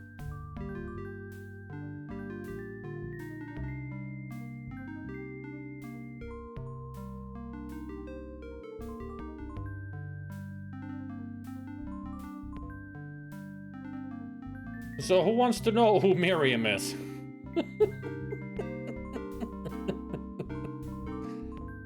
Great work there, game. Building up the lore and everything about the game, the story and such. Well done, well done. Who the fuck is Miriam? I mean, at this point, everybody would be like, who the fuck is Miriam? Yeah, look, lady, I don't know who you are. Stop prank calling me and die already. Yeah, exactly. Like, who the fuck is Miriam? I don't even care at this point. Yeah. I mean, why explain? I mean, even though I know those who do not know the story have no fucking idea who Miriam is, I will keep it that way. She's dead now, okay? Somebody who Thaddeus knows, and that's it. They're dead.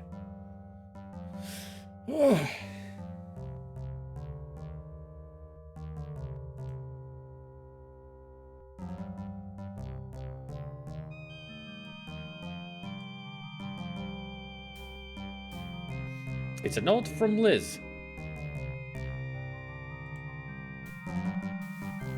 I'd better take this with me.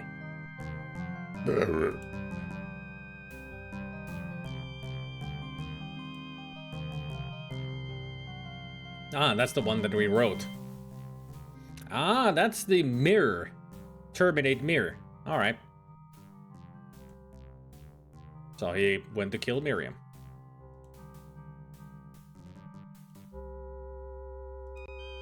Thad, please pick up some milk. There is some money in my jacket pocket. Thanks, Liz.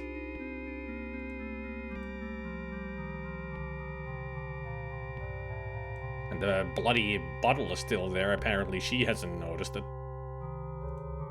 This is Liz's favorite jacket. I'll take the $9 in the pocket. If only we could have found that yesterday instead of stealing money from a dead guy.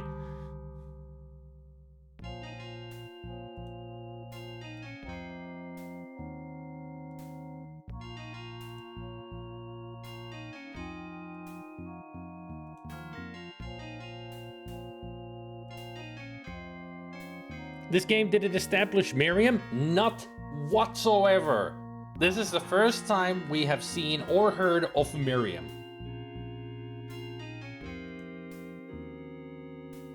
That's why everybody's clueless in the audience currently, except you and me, Hobo Joe, on who the fuck Miriam is. Now let's keep it that way. They don't need to know.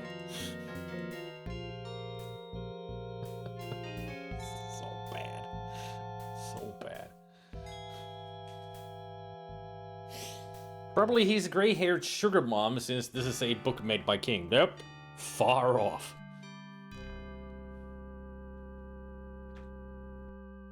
But I can tell if you really want to know. Otherwise, it's so stupid. I love it how stupid this is. I mean, even though I said that I hate this, but there's also something to love about this, like how badly this is done. It didn't even establish her at all. It's just, help Thad, who are you? Okay. Somebody who called us and now they're dead because... Why not? Looks like someone takes good care of them. Yeah, usually the gardener. Gothenburg Apartments. Oh, so... And that's a big tree for these parts. Sure. It's a huge tree.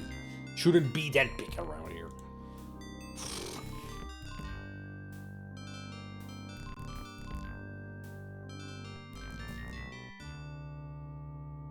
Another piece of paper on the floor. Press a button for service. You mean the elevator button? One of those with an ashtray in the top. Miriam takes care of this. Why would Miriam take care of it? It's in the hotel or the apartment lobby. Should be the janitor or somebody who takes care of it. Imagine if they tried to adapt the stand. The Stand, the video game. Woo! That will be so many hours. It would be as long as The Longest Journey. And they would do such a bad job about it because I don't think that would even work as a video game. Another piece of litter. No, another piece of paper. It's a paper. Isn't it nice that we keep finding pieces of paper around the murder sites? Just like in the book.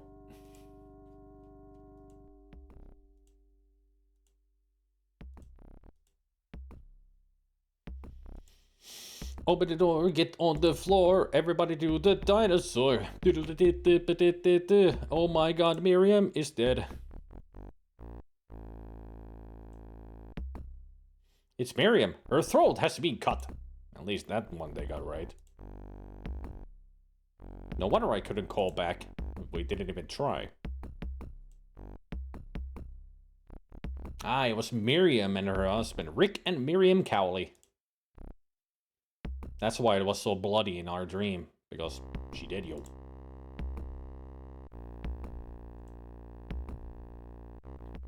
It has something in it. Okay. No, not give. No, inventory open. Look at the wad of tissue. There's something in it. Open it. There's a human eyeball in this tissue. Ew. Gross.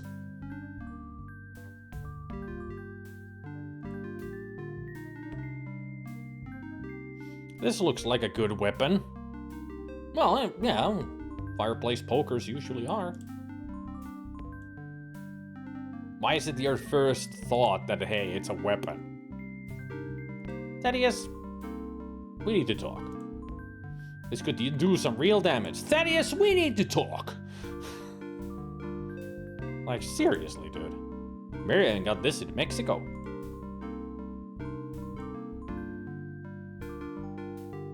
At least the fish are still alive. A more intimate weapon. He said that about George, though, which is the razor that he cut her throat with. That's the intimate weapon that George prefers. I think it was explained that in many of his books, the murderer used a razor to kill people. I mean, they were like thriller horror stories. I mean, usually that's also the thing when it comes to Stephen King stereotypes, that the author or the writer in the protagonist or one of the protagonists who happens to be a writer is always writing horror or thriller books. Like a certain somebody who's currently writing the book.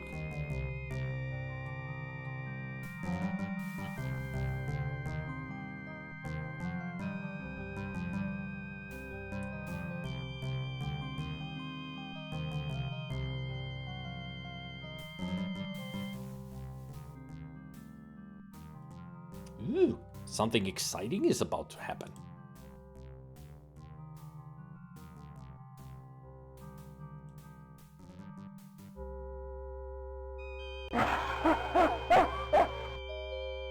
We had to cut all our old ties, didn't we, Thad? If I could get a picture of him, then I might be that I'm innocent. I might prove that I'm innocent. Use the camera on George. Smile. Got it. Now let's use our perfect weapon. There. I just got rid of George.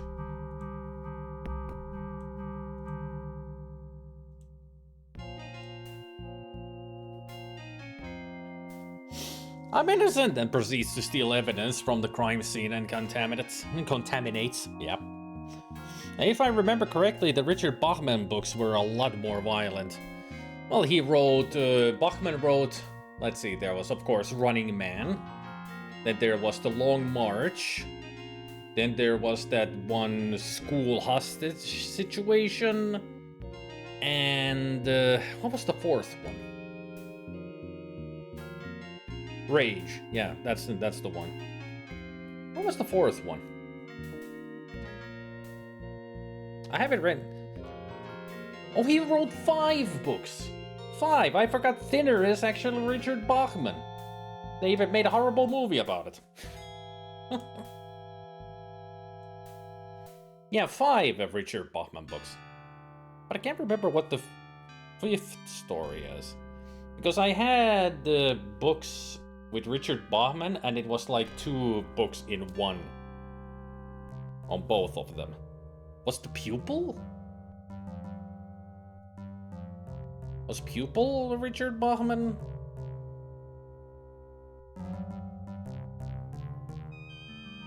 Or was that under Stephen King's name? Apt Pupil, yeah. Or was that under Richard Bachman or Stephen King? Wasn't there a story about some alien, the one where some spirit alien possesses a kid? I don't remember any story like that.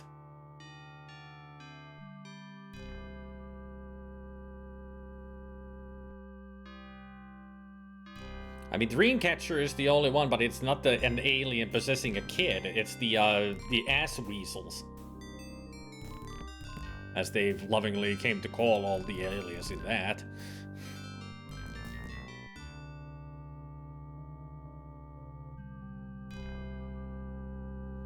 Yeah, I think you're thinking of some other author. Yeah, I mean, Stephen King did write some stories with aliens in them, but mostly he preferred, like, monsters and just other types of horror, but very rarely, like, aliens. Ass Weasels and Morgan Freeman's horrible eyebrows. Yeah, there's Tommyknockers, then there's Under the Dome, Dreamcatcher. Oh, what else was there? Well, It. You could actually put It there because Pennywise is an ancient alien creature. Or entity. What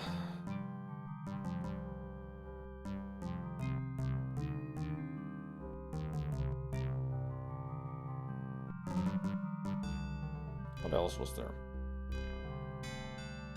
I'm going through my mind all the short stories and others that I've read that could have aliens in them. I mean, mostly he goes with the monsters and ghosts and paranormal and time travel and other mystical stuff. Very rarely alien, like something comes to Earth and starts doing stuff.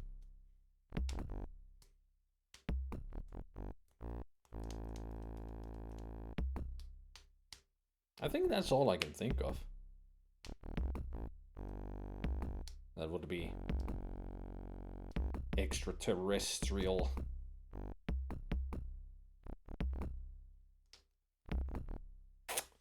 I mean, there are a lot of stories after like 2007 or 8 that I've really stopped buying his books. Don't know why. But I didn't buy any books. I think the last one is about the phones. Can't remember what that was called in English. It's the book where the phone signals start making people go insane.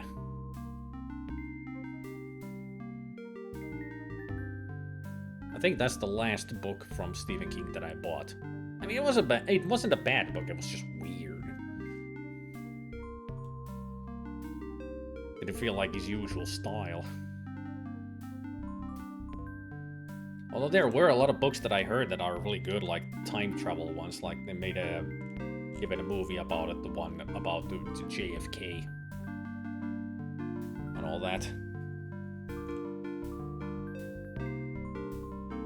No, wait, there was another one that I actually...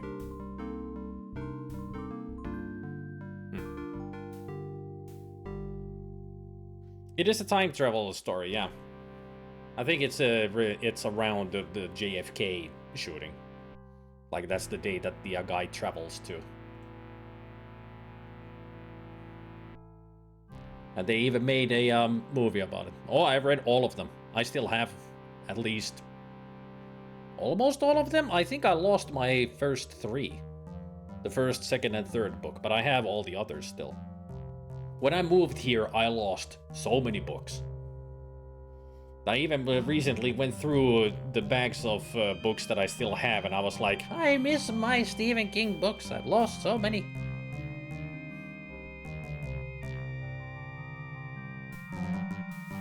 You know, that happens when you move. You just lose some things. But it would nice to get them back. I would love to read the Dark Tower books again. I mean, especially the first 4 are great. The first, second, great. Third one is really cool because we get more lore about Roland in that. Fourth one is very interesting on how it continues and just goes insane. 5 I don't remember much about, but I did like it. 6 is where it gets a little bit boring there, and the ending of the whole thing is like, okay. Lost all your Dean Koontz books. I've never actually read any Dean Koontz. Stephen King was my guy. That's whose books I mostly read. Then later on, of course, in my childhood, there was also Sir Arthur Conan Doyle's books. Not just Sherlock Holmes, I also had a collection of his spiritualism stories, like his ghost stories and such. And Ray Bradbury. Lots of Ray Bradbury books. And the trilogy of The Prince of Mars by Sir Edgar Rice Burroughs. I still have them. Great books. The Adventures of John Carter, the Prince of Mars. Very entertaining. I think I also have a couple of Tarzan books, but I think I only read the first one. It's amazing how much they change of the material to the movies. Like, when I read the book, I was like, the movies are nothing like this. Like, they completely changed everything. I read the first Dark Tower book, really trippy. They are trippy books, they are. But they're so fascinating on how much everything is connected. Sir Arthur Conan Doyle wrote horror short stories. I didn't know that. He was so into spiritualism later on. Like, I mean, early on he was already into spiritualism, but after Sherlock Holmes, when he really got tired of him, he started writing short stories about spooks and ghosts. But they didn't really sell well because everybody wanted him to keep writing Sherlock Holmes, even though he was already tired of him. I do have I have a collection of horror stories in a book, and one of them is Lovecraft. That's the only one, and it's the which story? I'll have to find the book. And also, I actually have some Stephen King books over there. I just realized. And also, of course, I have the Hitchhiker's Guide to the Galaxy. 5 books in a trilogy.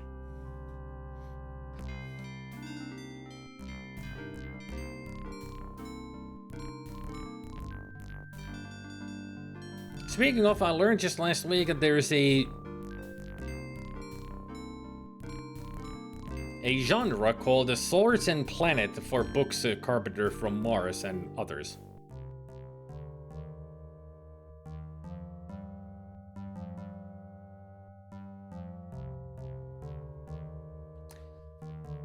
A genre called Swords and Planet for books Carpenter from Mars and others. You mean Carter, not Carpenter. John Carter.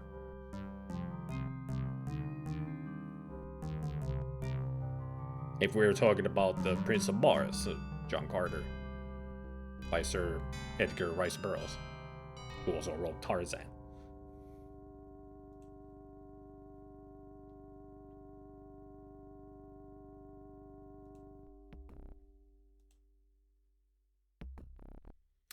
I've read only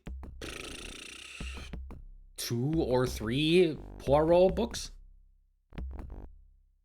I watched the TV show, like the shit out of it. and some of the movies as well.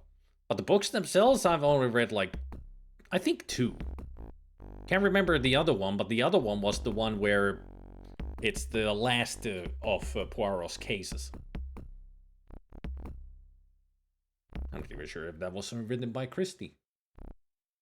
But yeah, I haven't really read any Agatha Christie books otherwise. No Miss Marple or anybody else. But I love the TV shows. They were fun to watch. Either way though, me, white man from Earth meet aliens on primitive planets with the B sword. So yeah, swords and planets genre. Medieval sci-fi.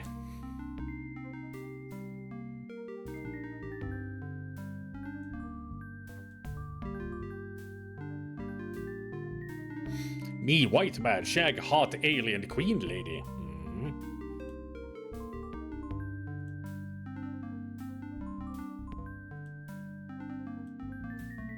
That goes without saying.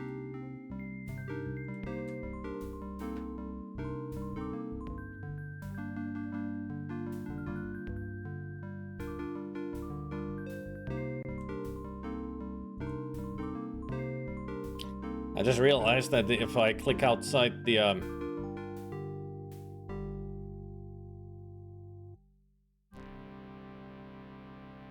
click outside the DOS box, it doesn't silence the game.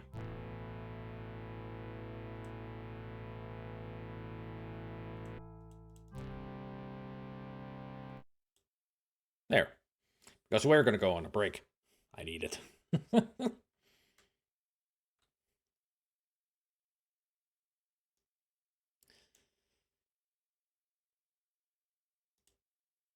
Good timing. It's about to look at kitty cats.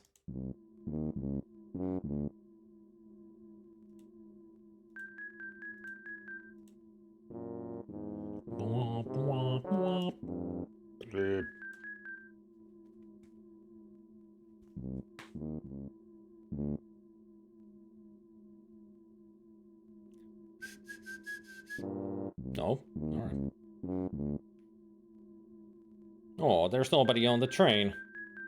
But there's Chip, happily playing. Or Rosie, as I think I renamed them. Those adorbs.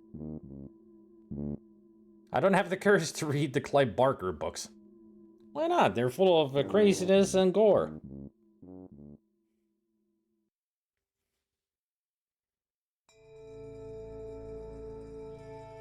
I don't think I've ever read any Clive Barker.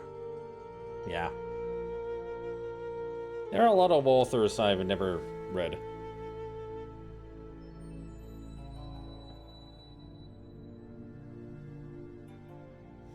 But I do have a whole collection of Stephen King and Ray Bradbury books. Those I really enjoyed. There's Fred. Spanky, your boy. He's on top of the world. He's so cute.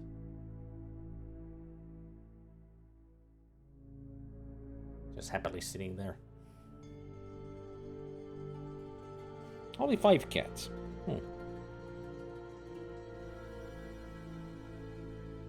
And I also noticed that I've got exactly 22,000 silverfish. Or just normal fish. I mean, would it be... I don't think there would be a good thing if there were silverfish.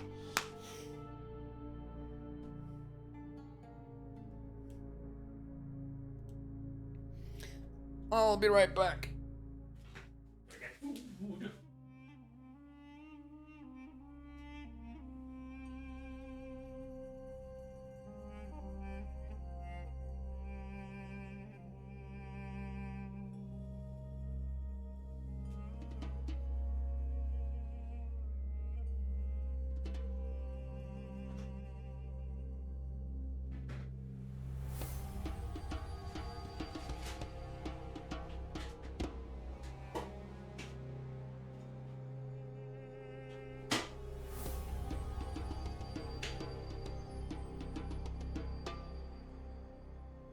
Thank you. Thank you.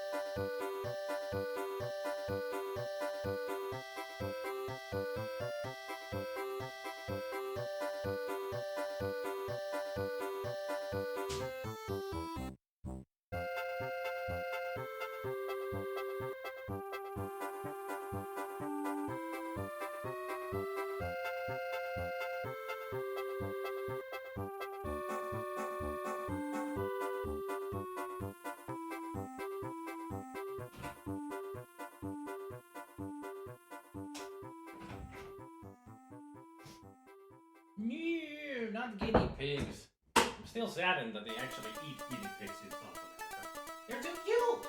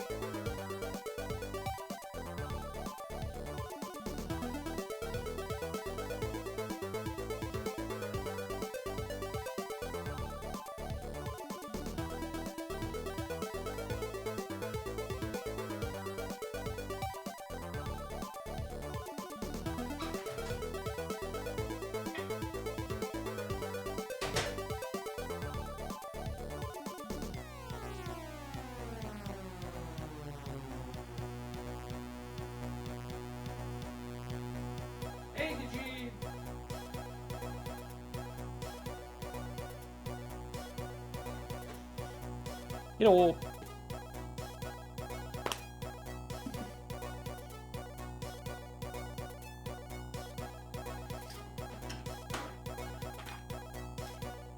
And today I'm having some spinach crepes. Been a long time since I had those, so.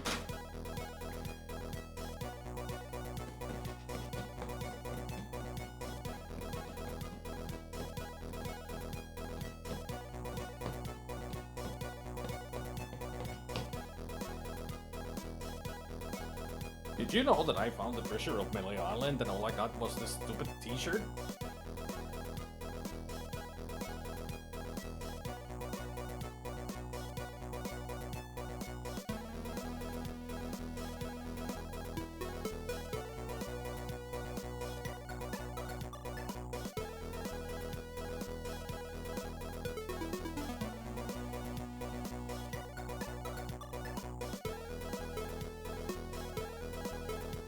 Was the t-shirt in the treasure chest? Of course. And then I reburied the chest because I gotta leave something for the others.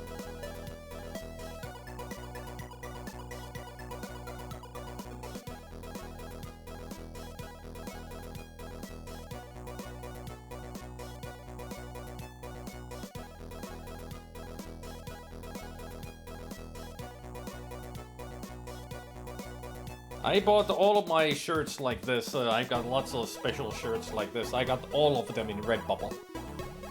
Redbubble is a great site to get anything of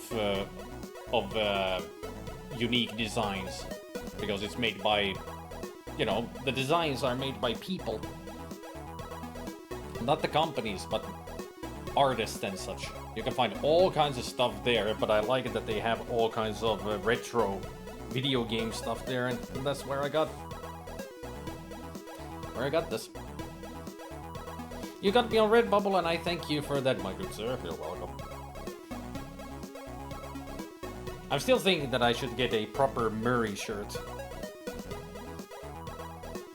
I haven't bought it from Redbubble in ages, and a Murray shirt would be nice. And when it comes to Monkey Island, I got Monkey Island 1, 2, and 3, the covers of the boxes. I got this. Then I've got the LeChuck Grog Brewery.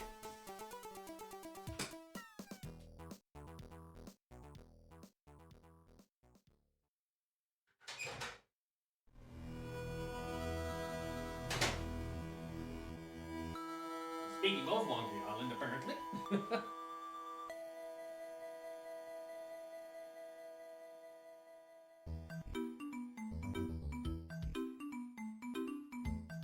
The intro to Monkey Island 2.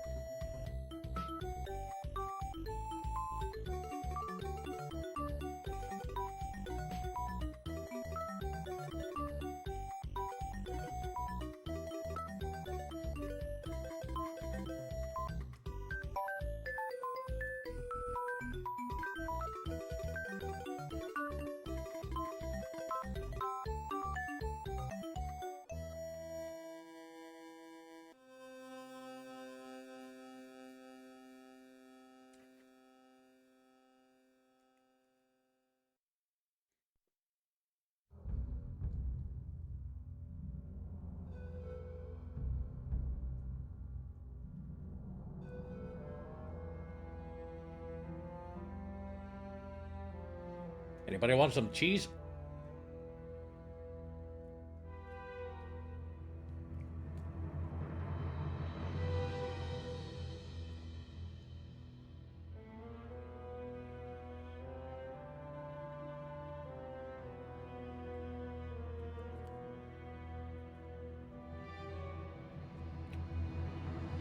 And to me, these are better with cheese in them.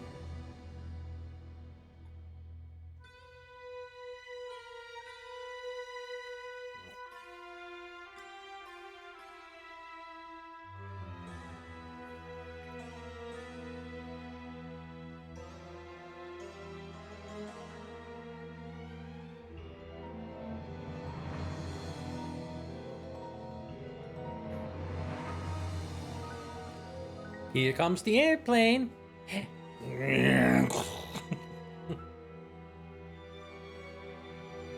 That's a nice stuff movie reference.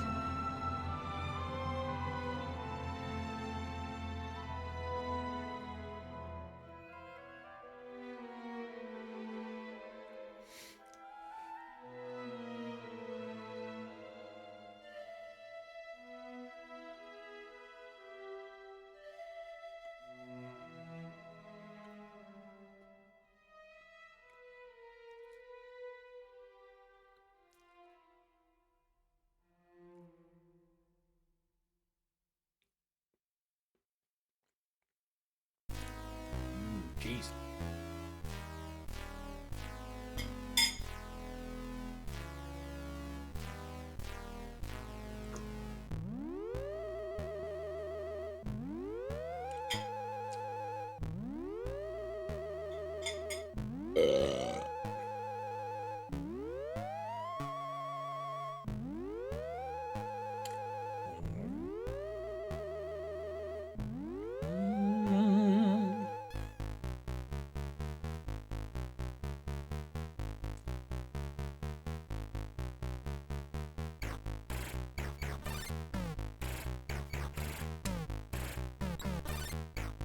There's a zucchini and cheese balls. I've never really got into zucchini. Zucchini is fine if you have some zucchini in a food, but the zucchini itself, I don't really like the flavor that much.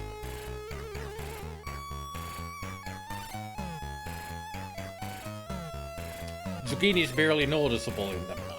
Then I might like those zucchini cheese balls.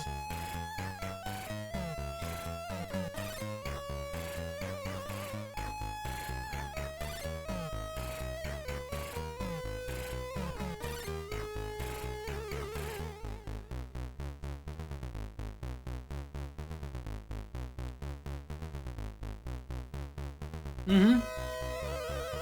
To each their own.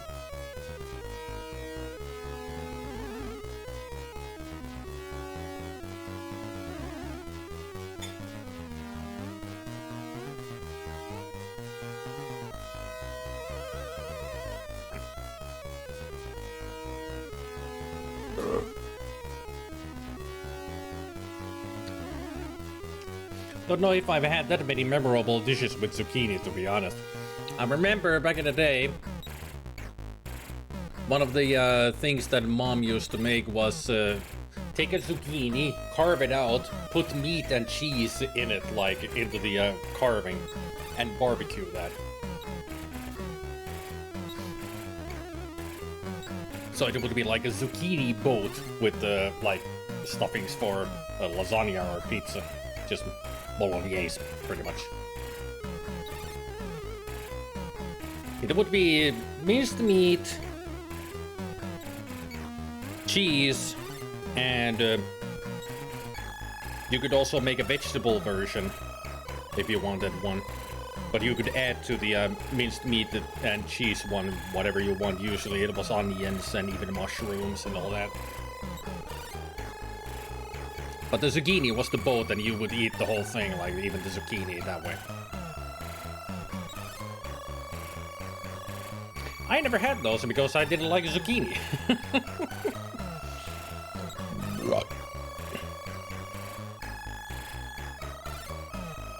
Yep. I mean, that's one proper way to make zucchini.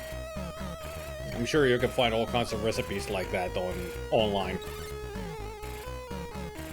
I'm sure my mom looked it up from somewhere, like a cook. She had tons of cookbooks. Maybe she found in one of them that recipe.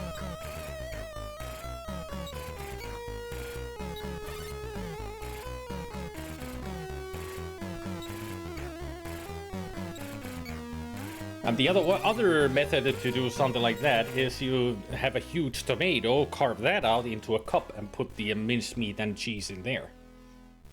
So it's a roasted tomato with stuffing. Now that one I could eat. Because to me, grilled, barbecued, or roasted tomato is great.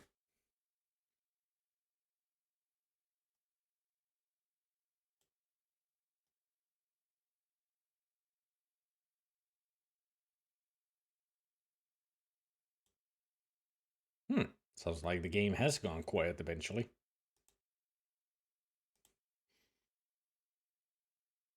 I just upped the volume again on the game, but it's not making any noise. And bell peppers, yeah, stuffed bell peppers are great too. But normally, when it's a big tomato, I can't eat it when it's raw. Especially the juicy insides. It hurt my tongue. I mean, that can happen if I eat a lot of, like, cherry or...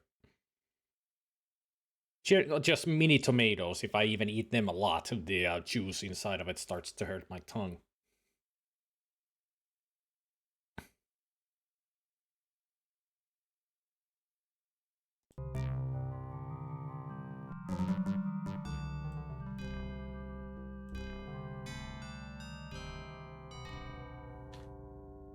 Anyways, let us return to the wonderful game. Wonderful game.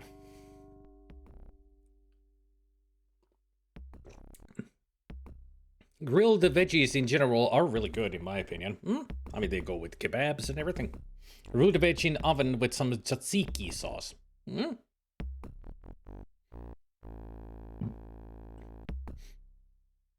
Chop the large ones and make salads of them. Yeah, that's a good way to do it.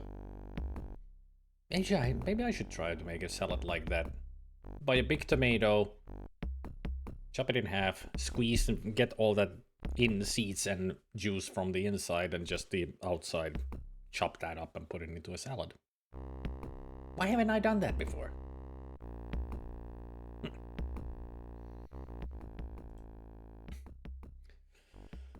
Anyway, back to the town we go. Let's go get our photos. Should be ready.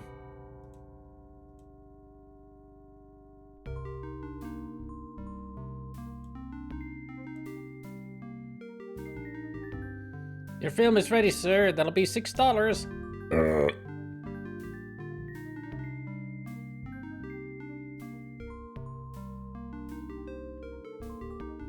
Give money today. Thank you for your business. Thank you for the photos.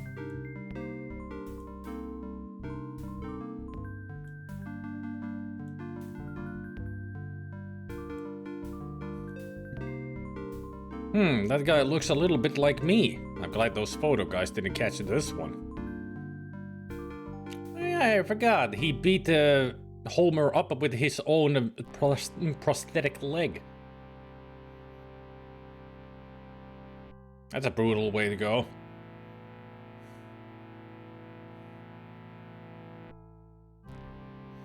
Yeah, toss a salad, Spidey. I mean, what? Every day.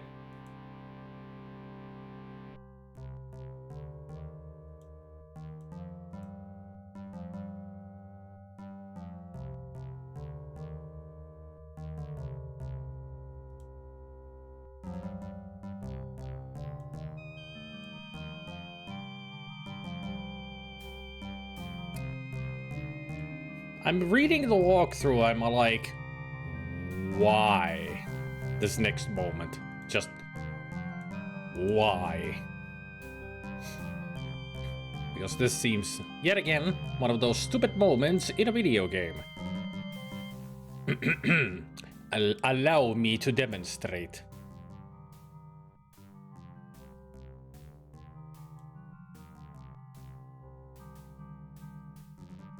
So let's pick up the razor. But he won't. You know, young man, the police found a dead man at those apartments that I gave you directions to. I don't want any trouble.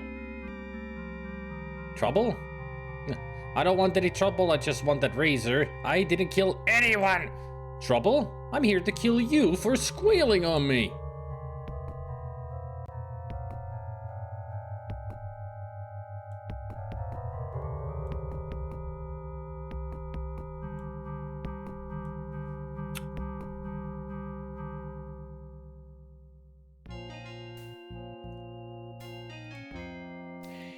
Yep.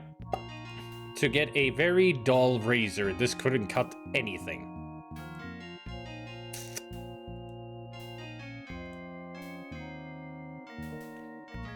And we're supposed to be the innocent one, right? That's not a good picture on us.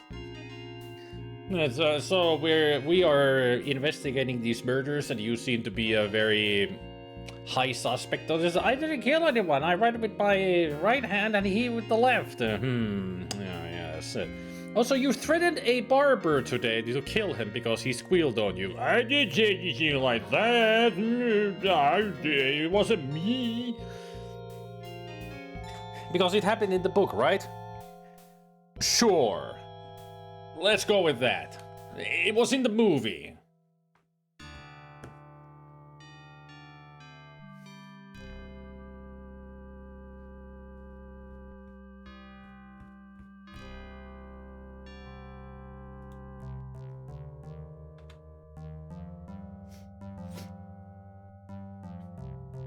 Would you be surprised if I said, no, that fucking didn't happen in the fucking book?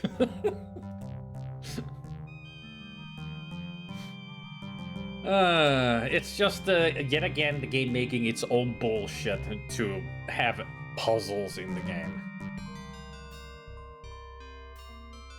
Nope.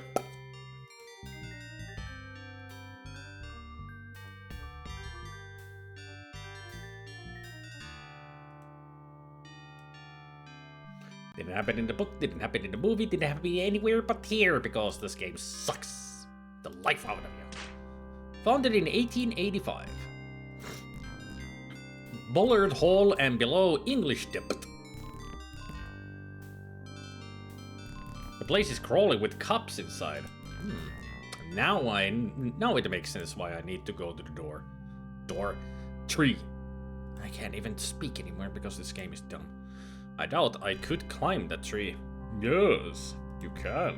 You just need to use the rope.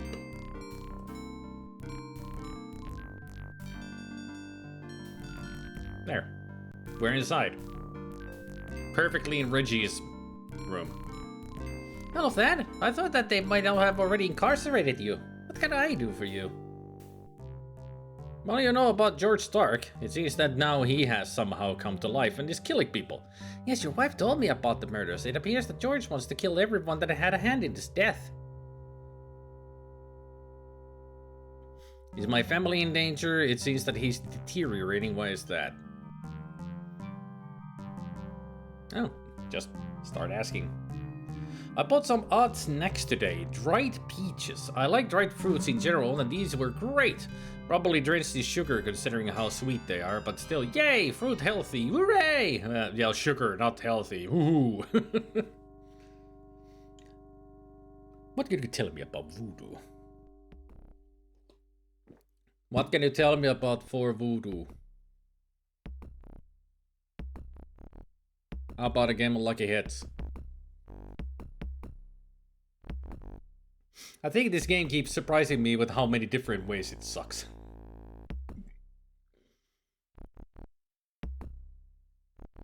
Also, this game has really well established who Reggie here is. But she's the head of the... Well, she's pretty much the principal of the university, and Thaddeus does lectures here every now and then about, you know, writing and all that. And they've known each other for a long while.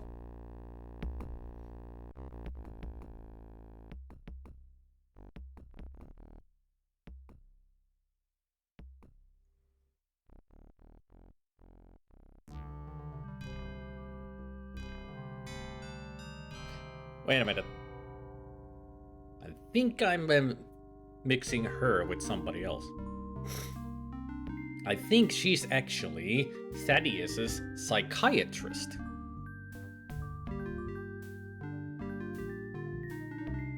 Whom she has helped Thaddeus to keep his mind in shape because he really got into the George Stark character every now and then, like turning into him and not letting go.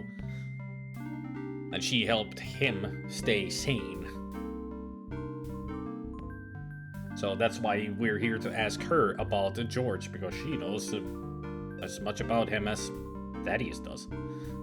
Although Thaddeus usually went into some kind of a trance to turn into George Stark, so he became a complete other person, and sometimes he couldn't even remember what he did as George Stark.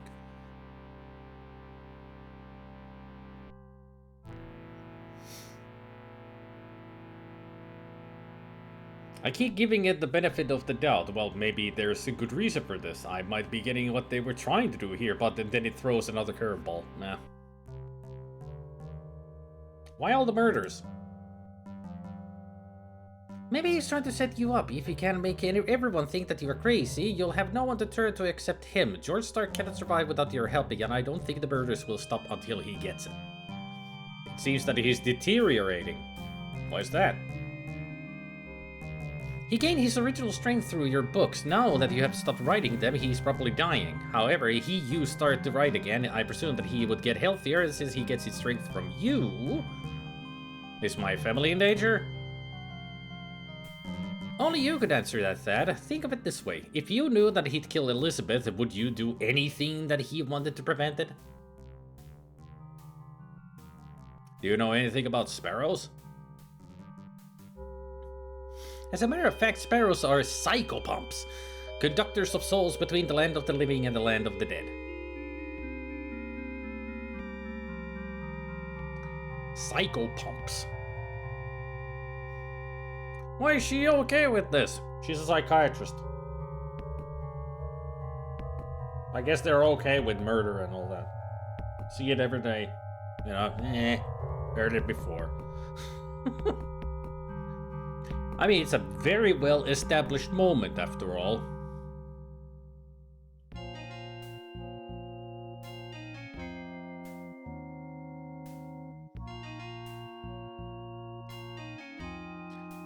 I mean, you can tell that this was so rushed that they couldn't even write a proper story, like a good adaptation of the book or the movie.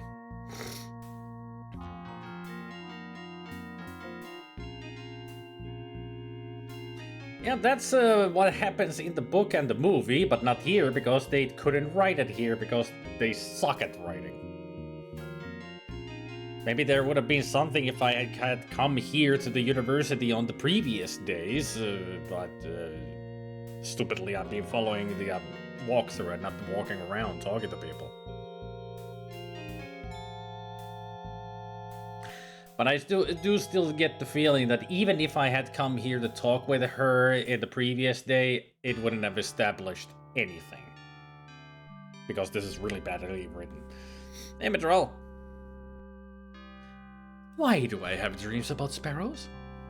The sparrows are communicating with you through these dreams. What is happening to George is unnatural. Two souls cannot occupy one life. Eventually, if one of you doesn't take over, the sparrows will decide who lives and dies. Does George use the sparrows? Neither of you use them. The sparrows are a neutral force. They are only a threat to the person whose soul does not belong here. For the moment, that person is George. Can the sparrows hurt me? Only if you let them. If George gets too strong, the sparrows could conceivably think that he's the rightful owner of the life you now share. You will be vulnerable to the sparrows if you allow George to live. You go on now and get me some more information. I will try to research a possible way to destroy Stark.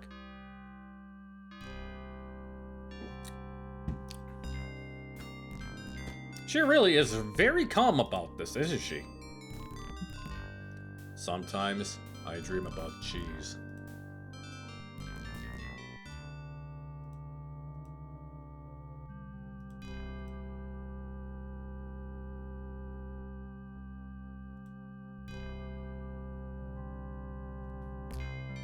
This game is going so fast in the story. Like, at this point, we would be at least the final, I would say the third last chapter at this point. This is like the kind of thing that you get at towards the end of the whole story.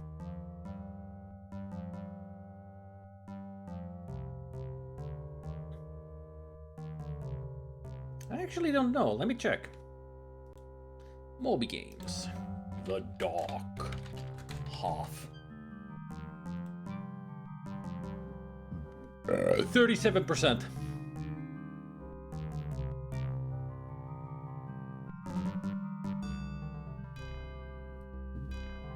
%. And Moby score is 5.3, so...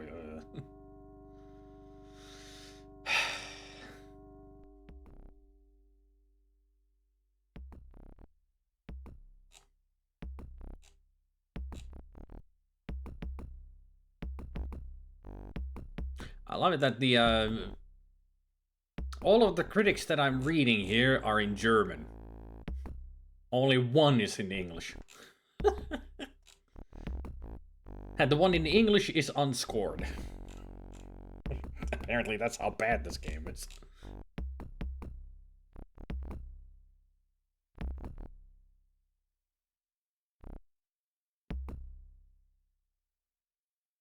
Oh, I gotta read this out loud for you guys. This is from Computer Gaming World magazine. From 1992, when this game was released.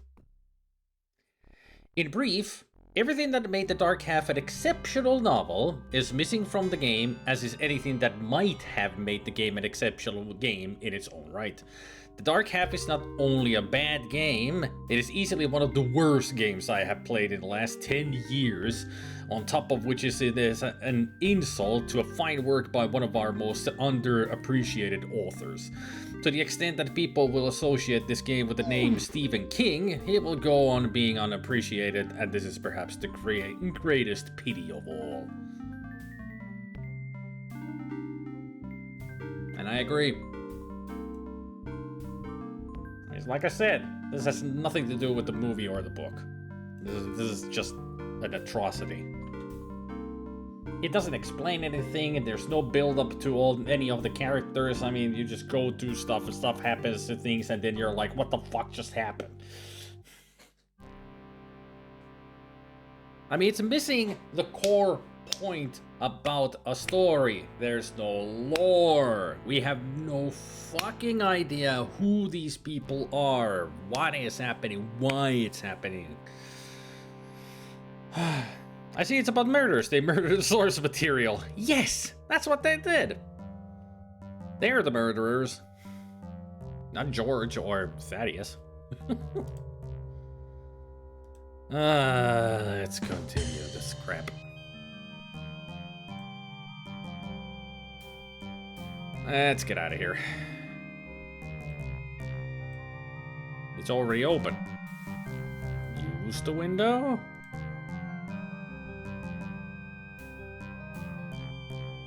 Sergeant, there's some guy climbing the tree out there.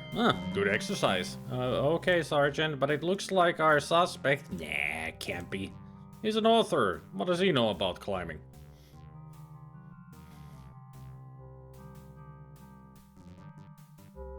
I mean, if that place is really crawling with cops... And also at Castle Rock, they didn't have that many cops. Like the whole police station that was here, they have like 5 officers. I mean, this is not a big town. It's not even a city. It's Castle Rock. There's just barely a town, you could call it. I mean, it's big, but not that big. I don't think they had many precincts here either. Especially if it's Pangborn. If it's Pangborn's precinct, then he's the sheriff. That means there's a sheriff's office. I think he had like 3 under his belt, and also a secretary.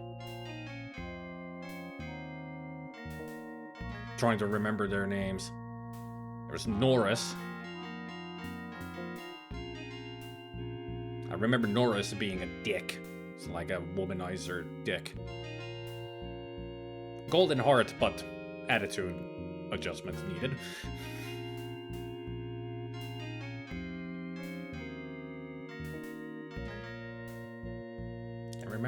Cannot remember the others.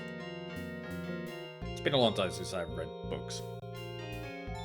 Or these books, even. Alright, let's talk to our friendly neighborhood hardware guy.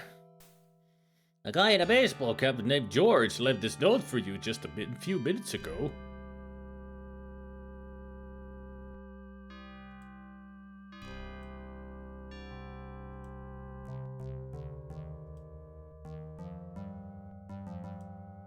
I'm not gonna have to write my book without you, am I, Thad? What a cute signature.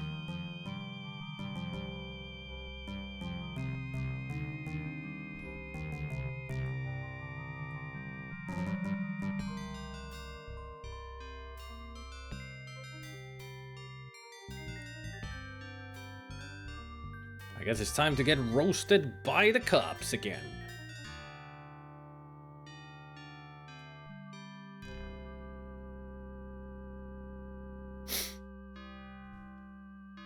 Here comes Alan and Norris, maybe? Okay, Beaumont. Miriam Cowley, your agent's wife, was found dead with her throat cut with a razor. It appears the last call she or you made from her apartment was the phone number here, your number. Now, before you come up with the sorry excuse, let me first say that the blood, in addition to the Miriam's was found at the scene, it was your blood, Beaumont.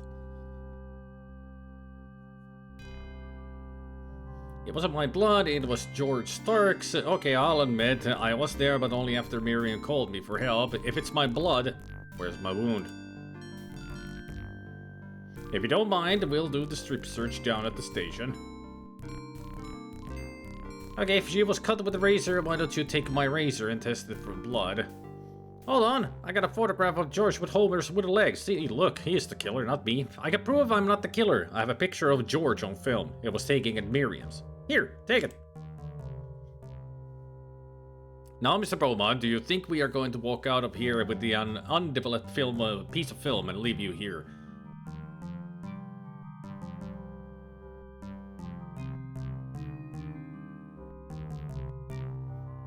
Wait, I have a message from George. It gives specific details about Miriam's murder in his own left-handed script. Hold on, I got a photograph of George with Homer's wooden leg. See, look, he's the killer, not me. This photo looks a whole lot like you, Beaumont. It's not very convincing. You don't understand. The killer is still out there. He wants you to think he's me. I'm afraid for my family. Well, if I were you, Beaumont, I'd start giving us some serious evidence. As it stands, your future looks pretty grim. I know who is going to be killed next. What about this? I have a note from George. He delivered it in person to the man at the hardware store. Ask him. We talked to him. He said that a man in a hat dropped it off. That could be anybody, Beaumont. And even you. But if I'm the killer, where's the stolen Tornado? I know who is going to be killed next. Wait, this eyeball belongs to George. None of the bodies are missing an eye, right? That's a good point. Okay, Beaumont, we'll look into it. In the meantime, I'm going to assign a few officers to keep a watch outside. I'm sure we'll be meeting like this real soon, Beaumont, and don't get any ideas. Everyone you know is under constant police observation. Meanwhile, Mr. Cowley, Thad Beaumont is a suspect to several recent murders. We're here because we're concerned about your safety. Until case is solved, you will be put under 24-hour police protection.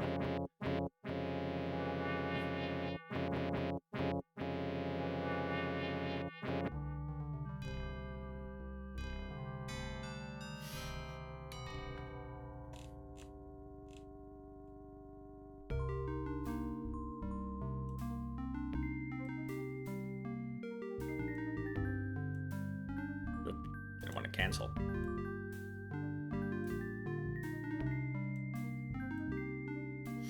In real life, I bet the cops would be pissed that you have even had that eyeball.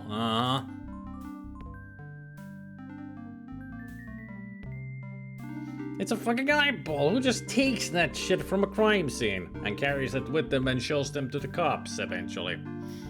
Here, I'm innocent. I got an eyeball. Put the eyeball down. You're arrested now. I mean, that would be the real life situation. They would arrest him immediately on the side of an eyeball that he's carrying with him. Drop the eyeball and get on the fucking ground.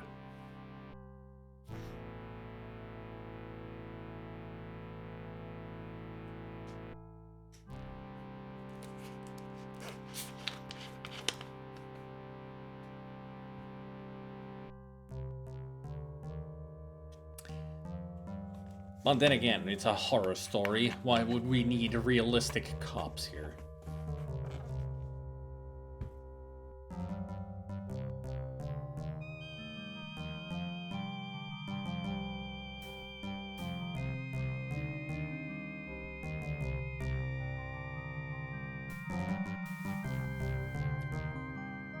I'm actually trying to remember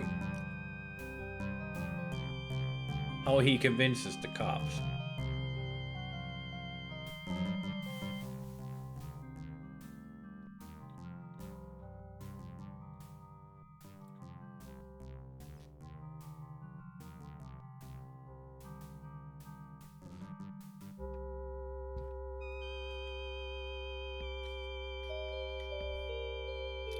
Can't remember. Well, time to go into another trance.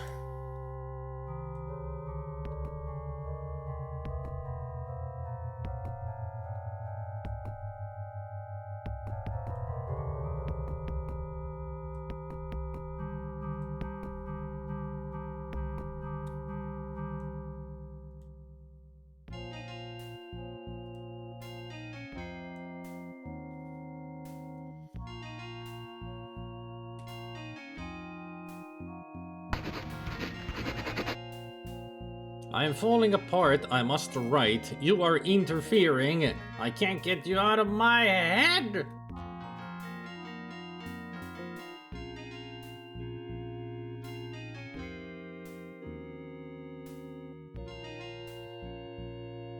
Really?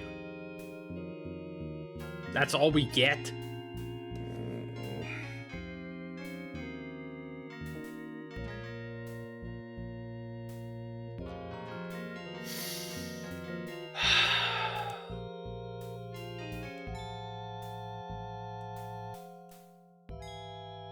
One of the most exciting moments in the story, and that's all we get. Just a few lines scribbled on a paper.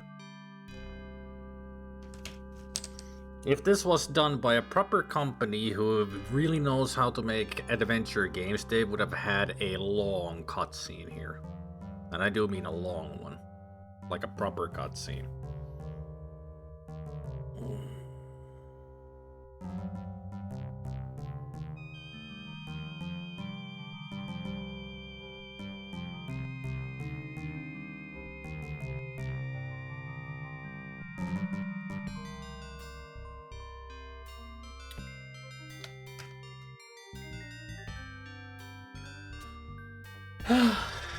Well done there, developers. You really fucked up.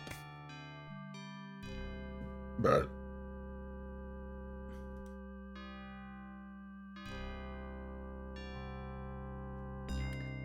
Well, if you'd know, Gabriel, how this really goes, it would be so much better.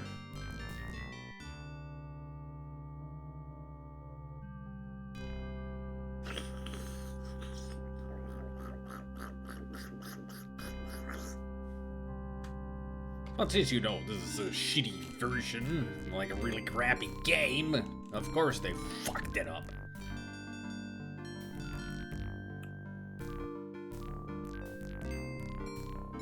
Hey, Steiner.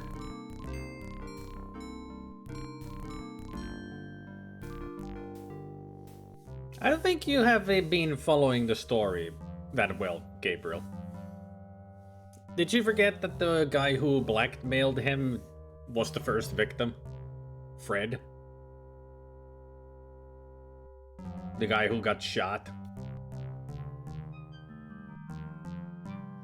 I mean, that was the place where we went to and stunned the dog with the tear gas and stole the $60 from the dead guy. That was Fred. The blackmailer.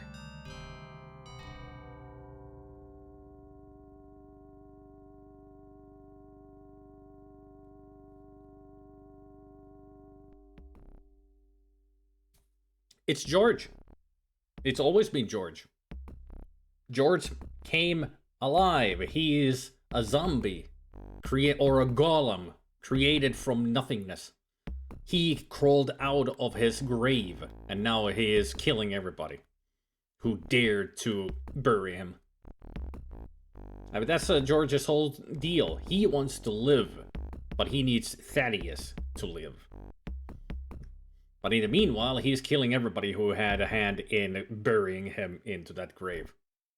So it's revenge first, then life.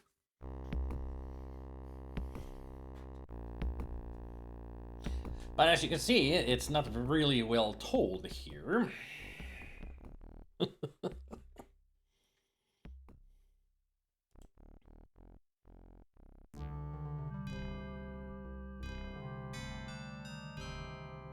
Then there is no excuse for this. I'd be suspecting my own subconscious instantly. I mean, this game is so badly made.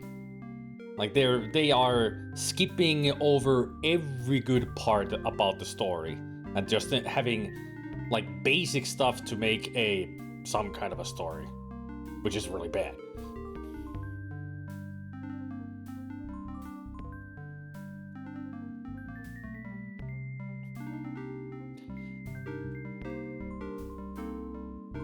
I'll just say that Gabriel, if they had made the game that way, it would have been better. But since they are trying to follow the novel or the movie, it's bad. It's just bad.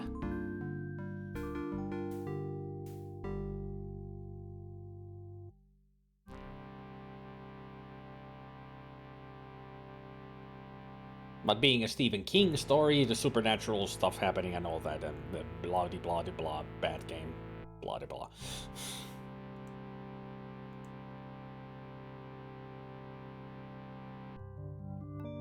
Another nightmare.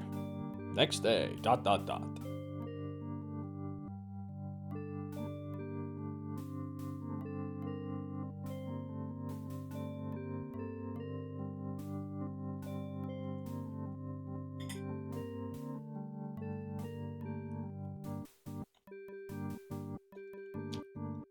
Apparently he's going after Mr. Cowley this time.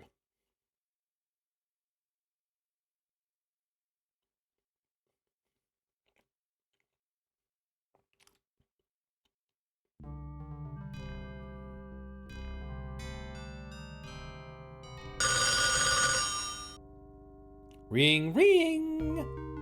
Who would call me at 4 in the morning? Yeah, I wonder who.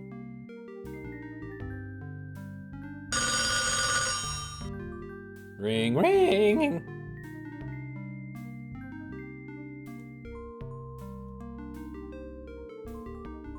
This hand better be good.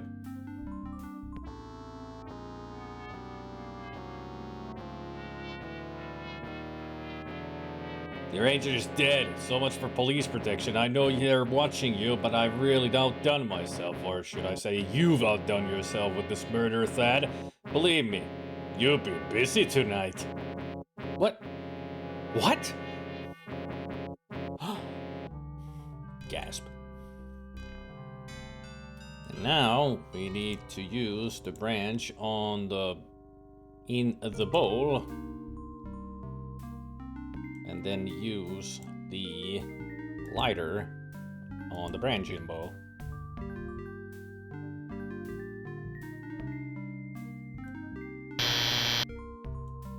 That set off the smoke alarm.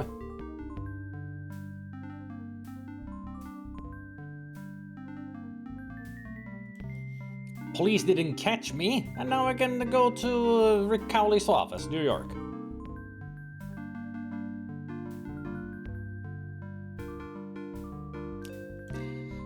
Yes, we escaped the cops by making the smoke alarm go off?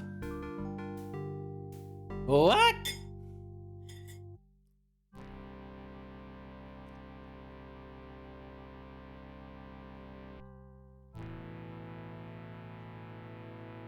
And if you're too slow, the police will catch you.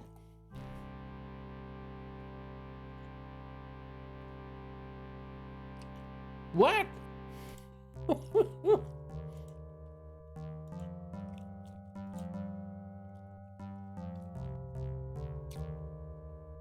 It make a lot of sense. Unless an naked Mila Kunis pops up in this game, I'm not seeing myself paying it proper attention anytime soon. Don't worry, sweetie, you're not missing anything. Other than a really badly made game.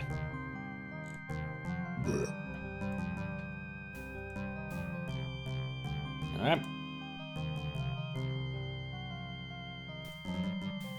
It's too early for much traffic. That leads to Rick's office.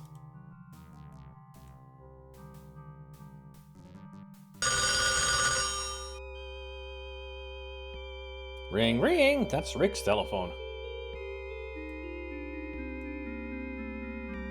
2 cops dead and Rick.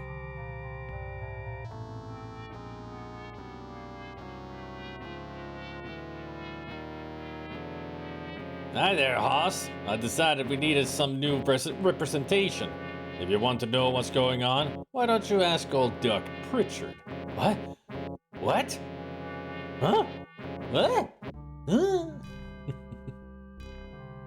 She's dead.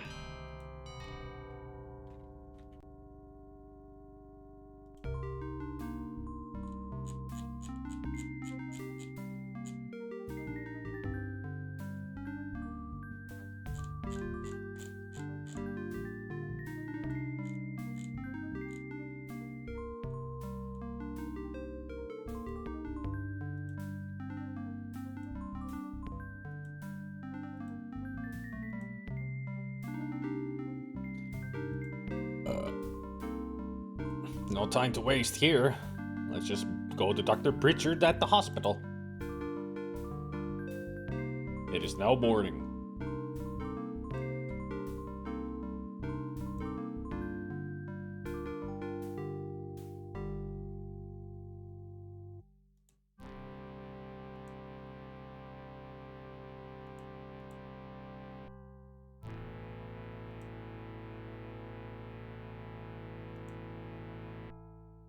Liz would enjoy those. Built in 1924.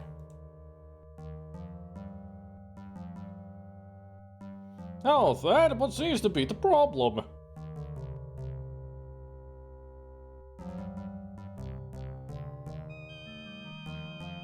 How did George Stark come to life? Do you know anything about sparrows? I just wanted to find out about the surgery that I had when I was a child. Well, what your parents told you was a tumor was actually a twin. Sometimes the stronger twin absorbs the weaker one. In your case, you didn't quite absorb it all, and I had to remove what was left. Because your twin was in an advanced growth stage, your parents wanted to give it a regular burial in the cemetery outside of town. At the time, you were too young to understand all of this. Let me go get your files so I can give you all the details.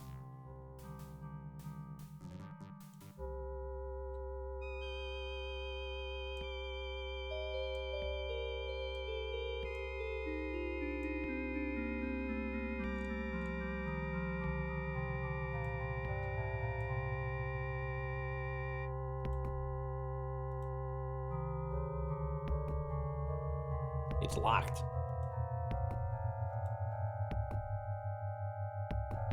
Okay.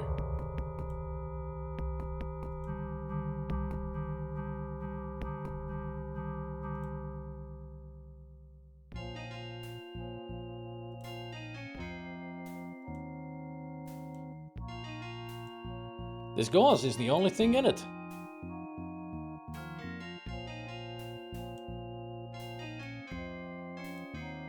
Little sterile pads for giving shots. The infamous open back hospital gown. It has syringes and medicine in it. Looks like it is pretty sharp. That flimsy kind you get in hospitals.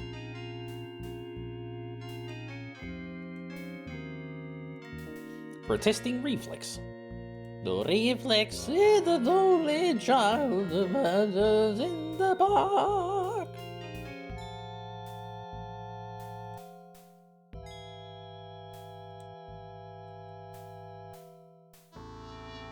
Meanwhile,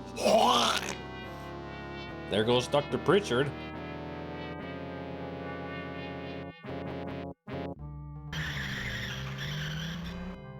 Screech.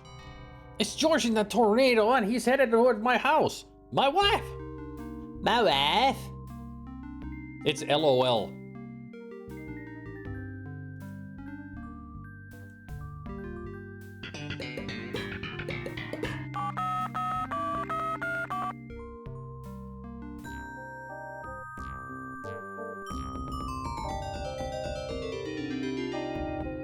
Liz, listen to me. I'm at Dr. Pritchard's. George just left here and he's headed your direction. You must leave!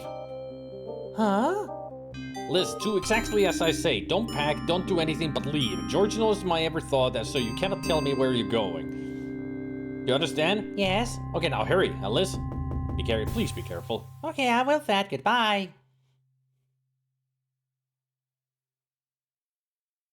Great storytelling.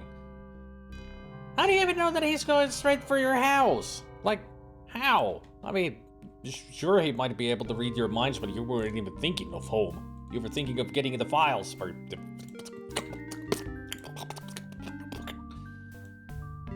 Anyway...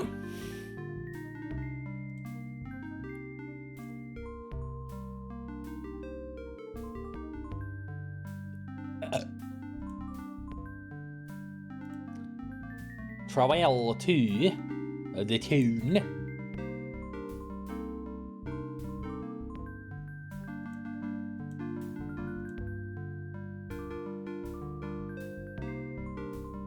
Gonna go back up to Reggie. Maybe she has more information about the sparrows and George. Some new ideas.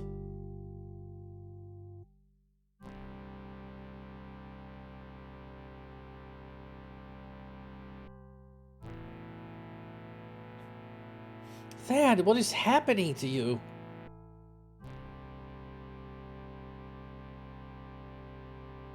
We've seen better places. I found some interesting information. What do you want to know first?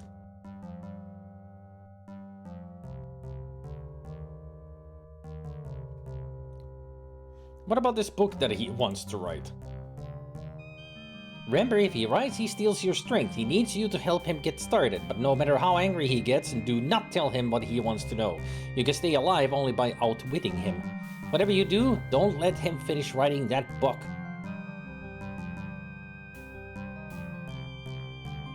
How can I defeat Stark? First of all, you cannot kill George. Although I see that he has weakened you still share a single life. If you killed him, you would also die.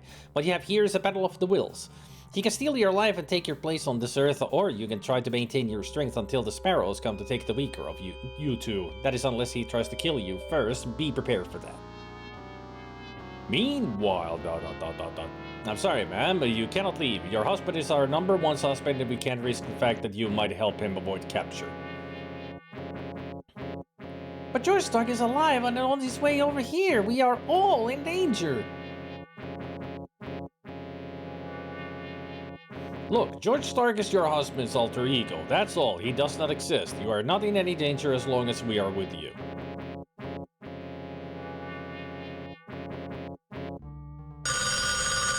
Ring, ring. Oh, I'm sorry. It's for you, Thad. Hey, look, it's me. Your phone was tapped, Thad. The police heard everything. What do you mean? I mean, your wife is not going anywhere, and I ought to know, because where I'm calling from... Oh no. Elizabeth! Elizabeth! Elizabeth! You better take these. The cops are outside.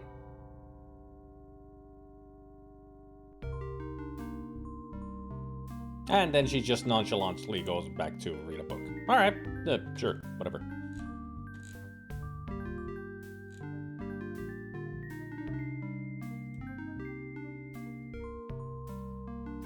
Is there any redeeming qualities to this game in your opinion? None whatso-fucking-ever.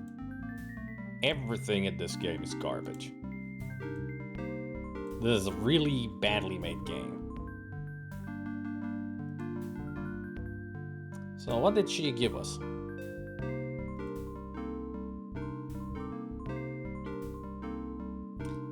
Disguise. This should keep me from being recognized.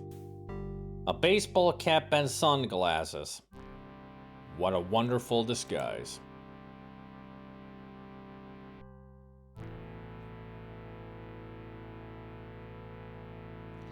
I'd like to think as soon as I heard that voice, I'd just shove the phone right onto the ear of the nearest person, then run to a closet or something, and then ask the person I gave the phone to, "Are you hearing this?" Wow, they'll never recognize me in this.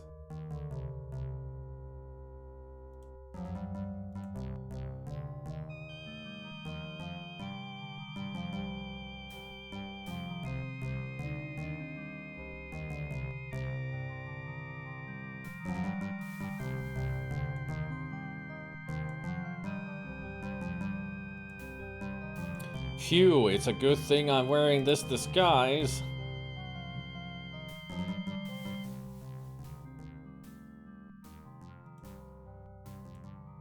These poor guys didn't have a chance.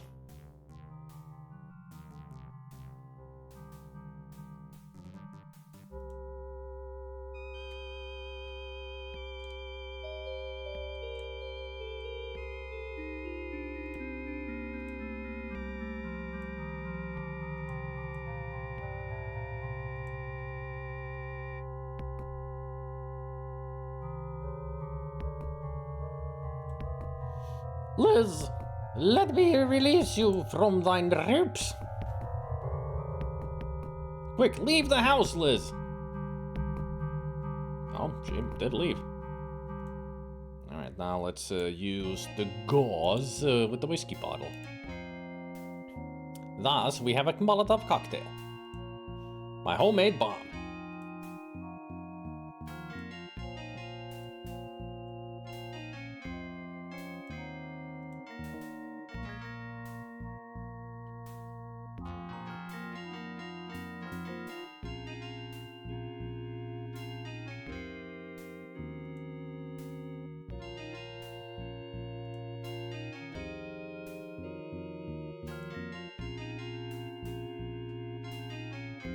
Really? This is what I need to do?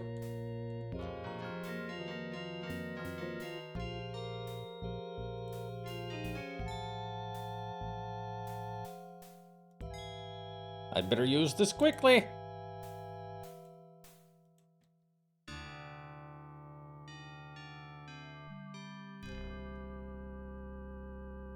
That's not how a Molotov cocktail works.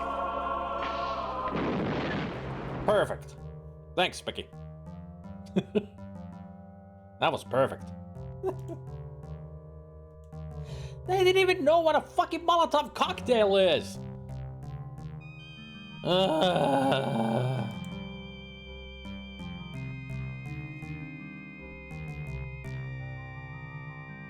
I threw the Molotov cocktail and it exploded like a bomb.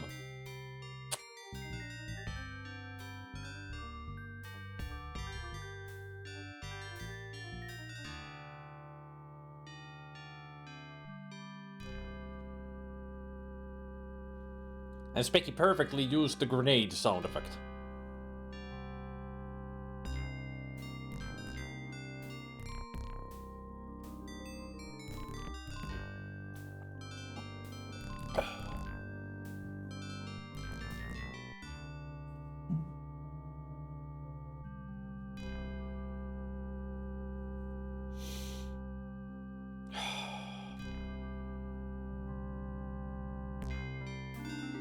No, they don't, because it's a bottle full of fuel. It's an incendiary. It doesn't explode. The glass breaks and the wick that is on fire lights up the fuel, so it's a fire bomb. There's no concussion, no shockwave. It's burned, just fire everywhere. And here it's just bomb. Boo. There's no force. She would have burned the whole fucking house down is what it should have done. But here we just blew up the bookcase.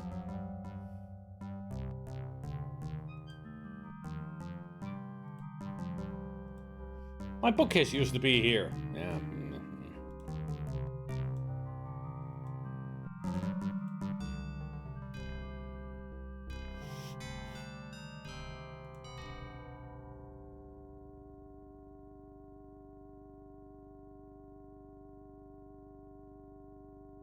Here we are, 2 peas in a pod. I need your help, Thad. If you don't help me to write, I'll be forced to use my razor on you. Okay, Thad. What should we call the next Alex's Machine novel? Steel Machine.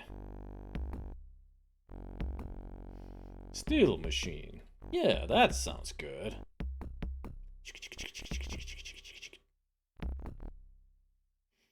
What do I write next?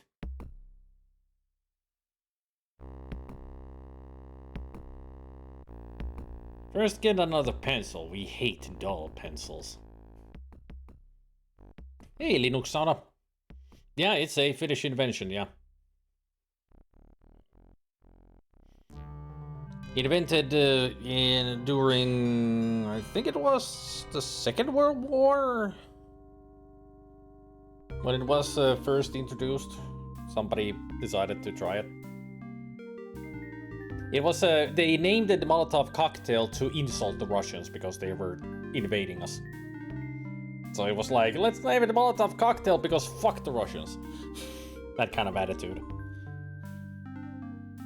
There, you want your booze back? Burn, bitches.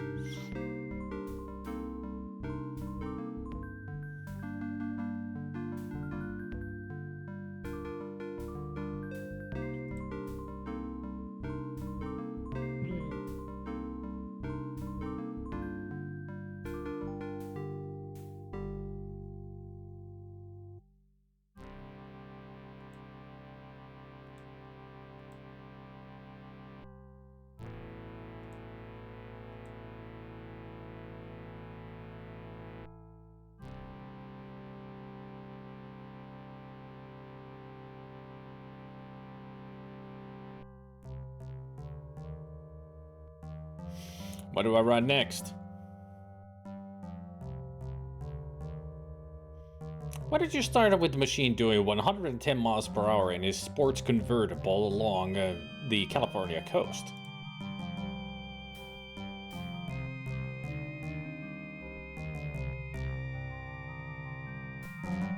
You know, machine is not the California convertible type, Thad. You're wasting precious time.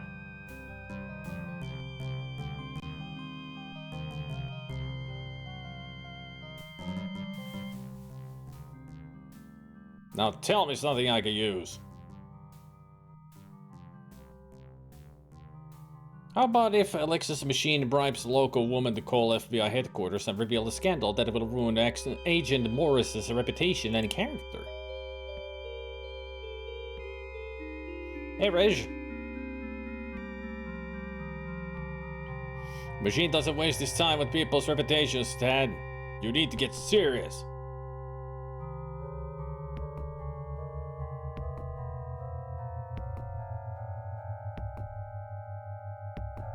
Now tell me something I can use.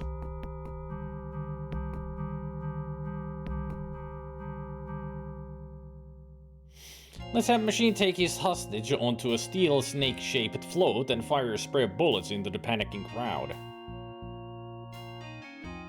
Maybe. Or let's have Machine take his hostage into an abandoned steel mill and call his demands into FBI headquarters.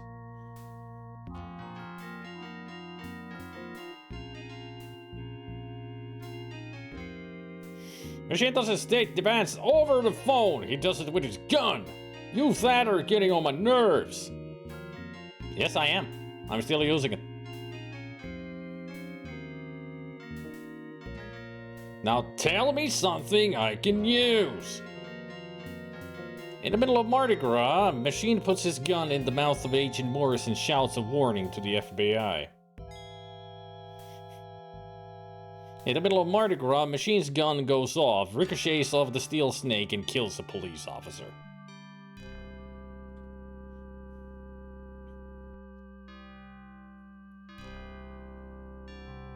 You know better than that, Thad. A guy like Machine doesn't let his gun just go off.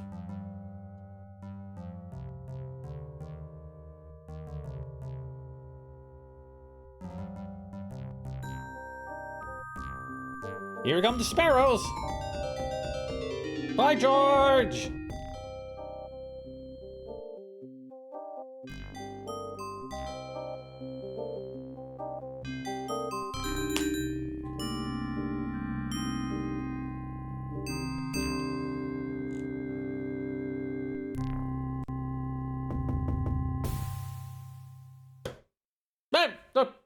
It closed itself.